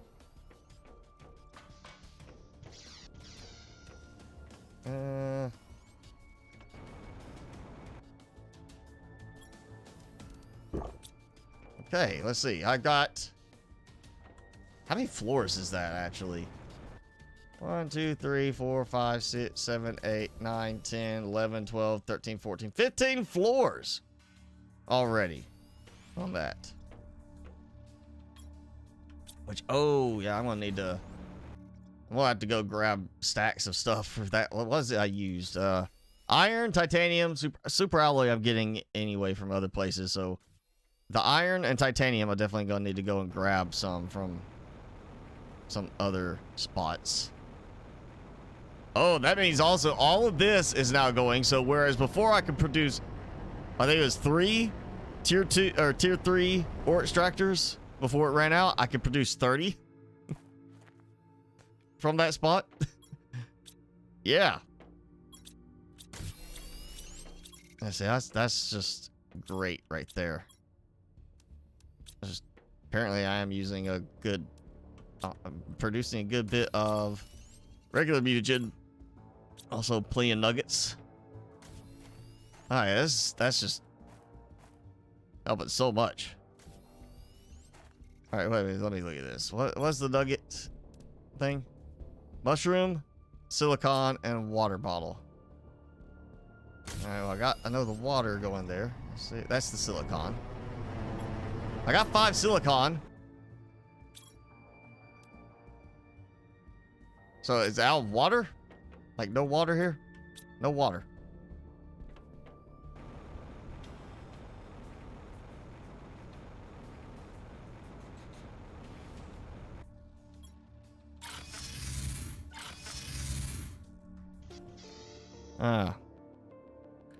Alright, so the one thing I was thinking also was the fact that thanks to stacking, which that's going to help get a lot more tree bark. Make sure I have plenty of tree bark. If that stacks, I could stack, and I'll probably, well, no, I'm going to keep that for a look. I could stack one of these with a lot of butterfly larvae and just see how much more that just ramps it up. Which right now I'm making these like decorative. And you see, oh yeah, I got one I could put in here. Not more than one I could put in here really, but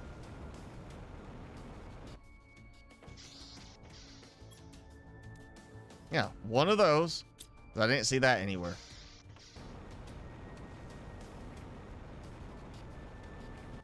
I still need to put a door over here.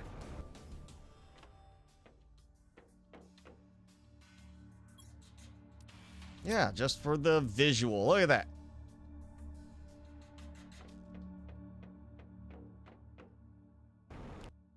Like one biodome, or well, if I was just doing gold, then that would be fine. If I was wanting to mix and match, you know,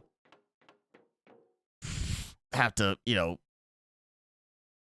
go with more than one to, you know, one for 2 types. Okay, so that's going pretty well. Oh, that also means if that's stacking even just 10 times as much, instead of building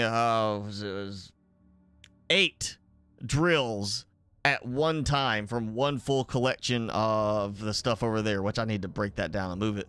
That means technically if I go over there, once it's completely full, can't produce any more rods, I'll be able to produce 80 drills on that amount of material. So I go over there and like 18 hours, you know, whatever time frame for it to be completely full, and then just go over there and basically I'll be able to produce in one run more drills than I currently have in the game total over there. That does make this mod seem a little overpowered. You know, just gonna throw that out there. It does make it seem a little bit overpowered. And oh, that is great. That is just going. Well, let's see. We are a little over past the 3-hour mark. And I mean, this is a good stopping point because I went up 30 Ti. Yeah, 30 Ti in 3 hours. Granted, I didn't do like that much extra add-on stuff, but I went up a good chunk. He's still 30 Ti or TTI in 3 hours because it was at 147, I think, at the start. Now we're at 178. Oh yeah, 100 heaters, still got 83,000. Plenty of room to expand. 81 butterfly farms. Oh, I'm gonna get, I know one more thing I'm gonna do before we start wrapping up. I'm gonna go now that tons of storage capacity. I'm gonna go clear some stuff out of some old ore extractors.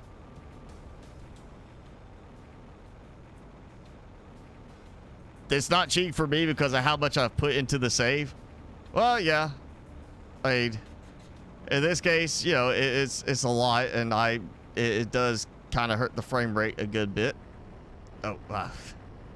That was a big lag right there. Let's take all that. Oh, wow. 1 cobalt.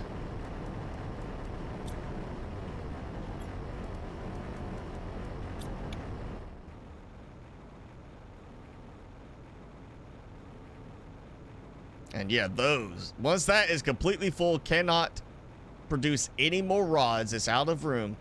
I'll be able to build 80 drills in one go. That's kind of crazy. And I'm not going to worry about those right now. I'm going for the zeolite ones. Oh, that's a little slow on the transition. I have not been over here in a while. Boom. Boom. And emptied. Actually, we'll hit this up too. Might as well. Osmium. I'll tell you, the biggest thing was when they did breathable atmosphere. Man, what a difference that's made to playing the game. No more just short trips.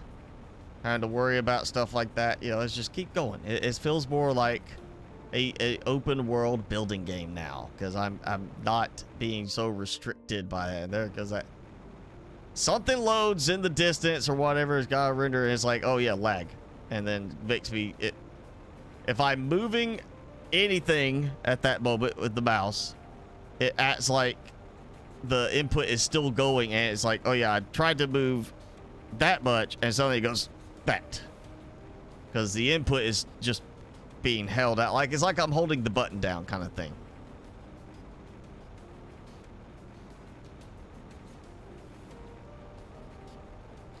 But, all right, that was an interesting mod. Or it is an interesting mod. And I think at this point, because of what I've done, I'm still going to be playing this until the next update, but I kind of want to take a break, I think.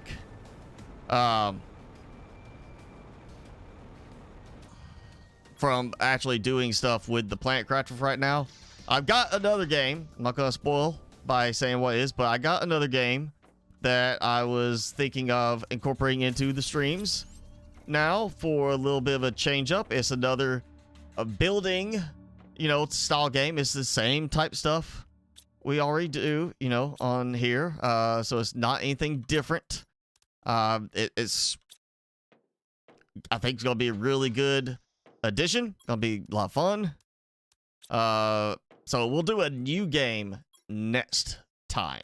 But for now, like I said, I'm gonna keep playing this until we get the new update, and then whenever the new update drops, we'll come back and revisit this. I'm just gonna take advantage of the extra stacking, and I'll do the occasional, come in, do a bunch of building over there. Like at this point, I'm almost tempted to actually start doing AFK on it. There is a technical way to AFK. You let yourself die over and over. You die from dehydration or starvation, you respawn, and you just AFK by letting yourself respawn over and over. I'm almost tempted to do that just for the fact of letting stuff stockpile and then just do a massive build through. Will I do grounded live? I don't know. Not right now. At least, it's definitely one I'm still kind of like just learning my way around. Maybe if I like get to the point where I accomplish enough in the storyline, I might do like okay, let's go and do Grounded Live because I can do big builds with it. But at the same time, it's a reason why I don't play like the Forest, because doing a big build is tedious in the Forest, and it's already getting that way in Grounded. You know, just the amount of stuff I have to go and worry about chopping down, you know, to make a build work. It's tedious. So it's also, it's not showing like automation stuff, you know, where I'm like just automating things in the game. This, yeah, some of the big builds can be tedious, but I mean, look at this. I'm not having to go out there and manually pick up the iron I'm using for this. So this, I can get away with it because it's with the automation, with the auto production, it puts it closer to like a creative mode in a way. Same reason why I like the SCS mods for Subnautica, because of the deep driller, and same reason why what was it? Well, like you know, Minecraft, you go and do like an iron farm to get plenty of iron for making tools or whatever, or you might go and make a cobblestone generator so you can just sit there, put something so it acts like you're holding down the button and you just walk away AFK until that tool breaks, and it just produces a ton of cobblestone. You know, it's that factor of being able to streamline certain things I like, and Grounded just doesn't seem like it's offering that. I'm not seeing anything yet that makes it seem like automation beyond the basics of like farming, you know, like, oh, I'm gonna grow mushrooms, you know, sort of thing. Oh, all of it done. Didn't let it build up quite enough, but that was a good amount of iron right there. I'm gonna see how much this is doing. Oh yeah, look at that. Look at that. That's 16. Okay. 26. Okay, 16. That's 5. That's a total of 5 tier 5 heaters I could go ahead and build. So once it hits, let's see, I need 75. I need it to be 70. I need it to be almost a completely full 8 stacks of iridium rods, super alloy rods, all that, because it's 3 each, and that's 25 per floor. So with that, I could technically go and do 25 per floor. Problem is, I'd have to either take all the stacks and put them in my inventory and then run up there and do it, or I'd have to go and build like 25 down on the ground and break them down.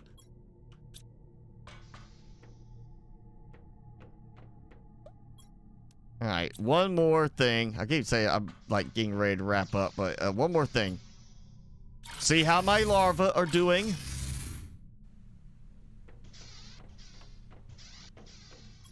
Oh, wrong one. There we go. Oh, wow, 7. So that is 13. That's 20, 27 now. 27 plus 7. So that is a big jump in the random percentage chance there on that. I mean, that would have made a big difference right there. Wow. Yeah, I gotta remember not just hit the 1. Gotta rapid fire. Clicky click.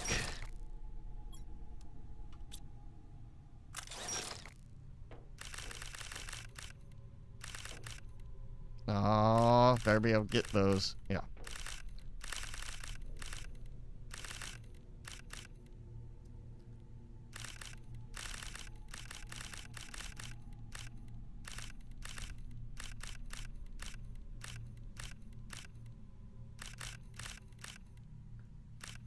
Come on, clicky, clicky, clicky. There we go.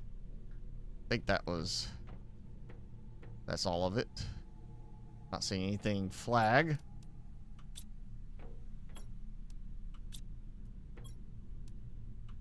All right, so oh, there we go. We got 2 more, but 7 gold larvae on that run with only 27 of the other ones. That is, you know, the 10% when I did the test of 100, that 10% rate there of what it seems like that's the actual rate.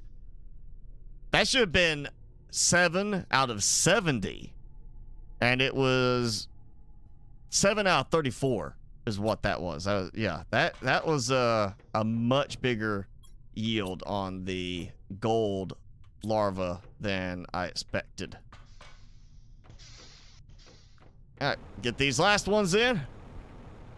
So, co-op for the big builds. Yeah, I'm still just not a... I mean, if I'm going to do like a server thing, I would be like, here's your area, you build, I'm going to build over here. Kind of thing. I like control of my builds because it's for me to, you know, do my creativity on kind of thing. It's just my preference.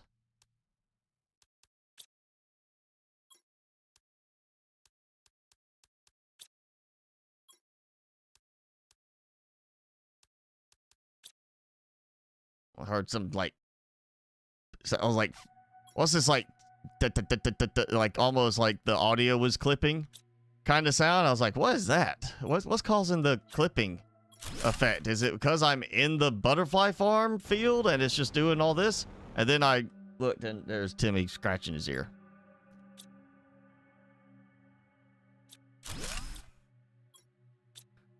Okay, so this was the one I was supposed to actually put the put that on. I just heard an auto crafter all the way over here. I am not even close to an auto crafter right now. Okay. That is not what's supposed to be happening. I'm not supposed to hear an auto crafter. I mean, look, the closest ones are either the one over there for the pulsar quartz or one of these over there here. And I heard it like I was like I'm standing like here, but way over there is the sound I heard. I'm wondering if some of the stuff is crisscrossing the sound effect. Oh, I didn't even think about that. That's gonna mess some stuff up because of the sulfur. I didn't think about the sulfur part. What was it? There's something over here that needs sulfur. Yeah, mutagen. So that's actually pulling probably most of the sulfur versus the explosive powder being made.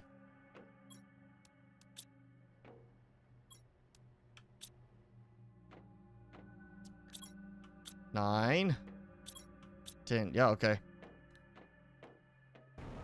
So yeah, there's how much I'm getting. There goes yeah, all that for making iridium or osmium rods. Oh man, yeah. Let's go look at my food over here, see how that's doing. That's full. It ran out of beans. I will have no problem with needing food for like the rest of the game time period. That's 80 total superfood just there, not counting what I already have saved up. Oh yeah, all right. So that was a good run today, I say. All right.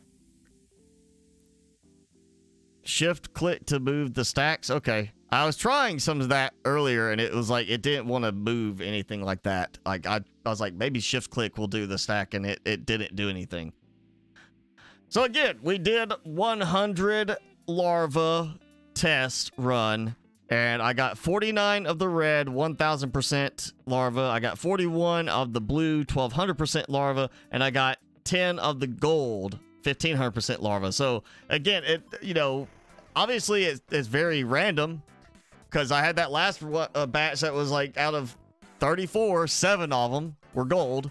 You know, but it seems out of 100, if we go based on that, the chance percent for each of those is 50% red, 40% blue, and 10% gold.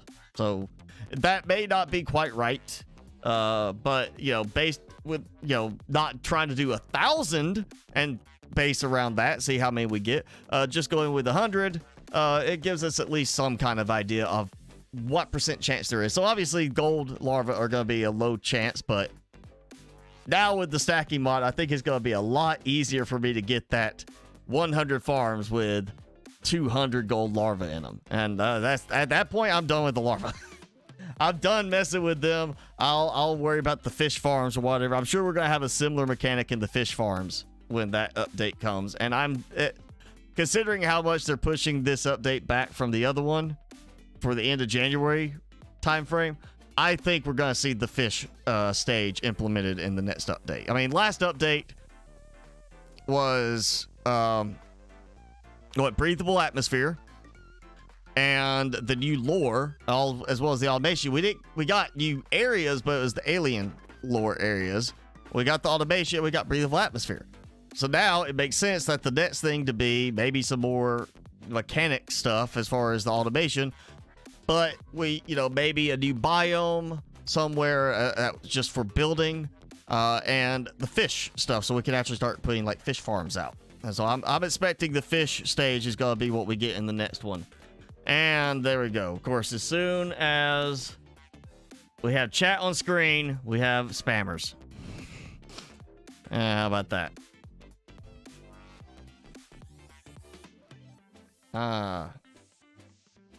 Yeah, I'm just gonna report that.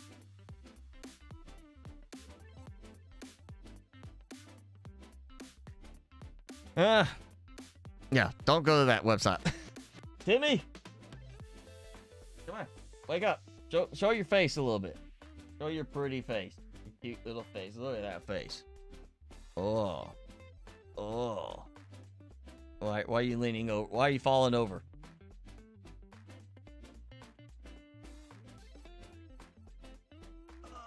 Okay, yeah, he's laying down.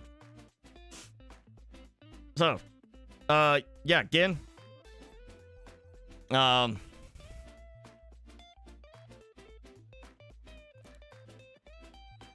fine. I reported it too.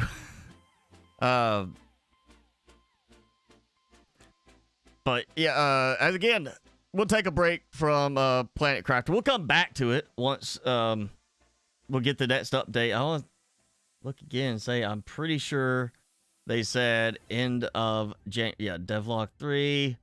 Where is it? It said in there end of January. Yeah, they can't say what the update contains, but I'm expecting we're gonna get fish stage. It's just that it just seems like the next logical spot to go. And oh yeah, here if you look at some of the pictures with that devlog, there's one picture somebody posted where they literally built the large rooms or the little living compartments. All they did was build them with glass ceilings and built that as an enclosure around the inside of their base. It looks like they don't have anything in it. They just use it to basically make like a big dome, which I guess I could do. It's just, it seems like I just don't like the idea that I'd rather have like a way to build the actual dome.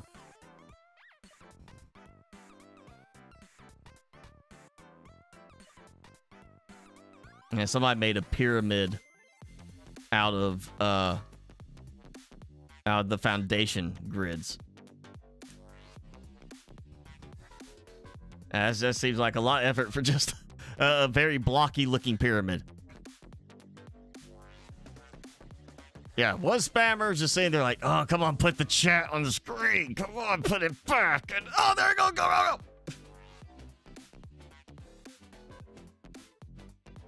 The real update will be when people streaming their game get $1 million. I mean, I'm not going to turn that down if they want to, toss some money my way like that. I certainly will appreciate that, devs. Wink, wink. But obviously, if they got enough money to hand it out to everybody streaming their game, They're probably bigger than, you know, most game studios, and you know, they could charge a little less for the game, or hire in more people and basically get it done very quickly. You know, I don't think they'll ever do that at spots, unfortunately. But yeah, we'll do it. I got a new game we'll do next time. We'll kind of play around that. Again, it's a, I'm not going to tell you what it is, but it is, it's a very highly rated game. It is early access, so we will be getting to, you know, see bugs and stuff like that, but it's also a building game, so we're going to have our base building, stuff like that, harvesting. It's kind of the same style as what we normally do, and it actually, if you think about it, it's kind of in the direction of No Place Like Home, like that kind of vibe to a degree, but there's gonna be like combat and stuff, like better combat. Almost like, yeah, I guess you could say it's almost in a way, you know, typical survival, like, I mean, grounded in a way, you know. It's just gonna be kind of, there's gonna be some automation stuff to it. That's one reason why I was like, I'm gonna try this, because there's gonna be some automation to it. Makes it a lot easier. So yeah, we're gonna have something with that.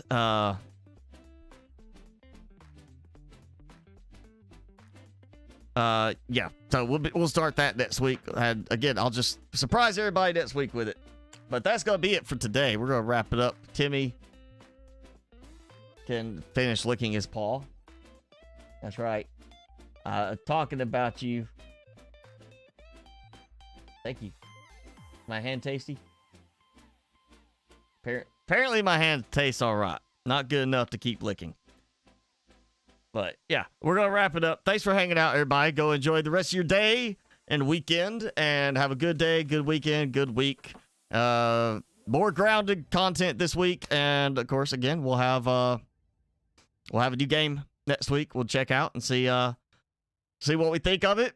See if it's appealing for anybody. And not, we'll be able to give it a try. Give a little break from Planet Crafter until we get the next update. But yeah, have a good day, everybody, and we'll see you next time.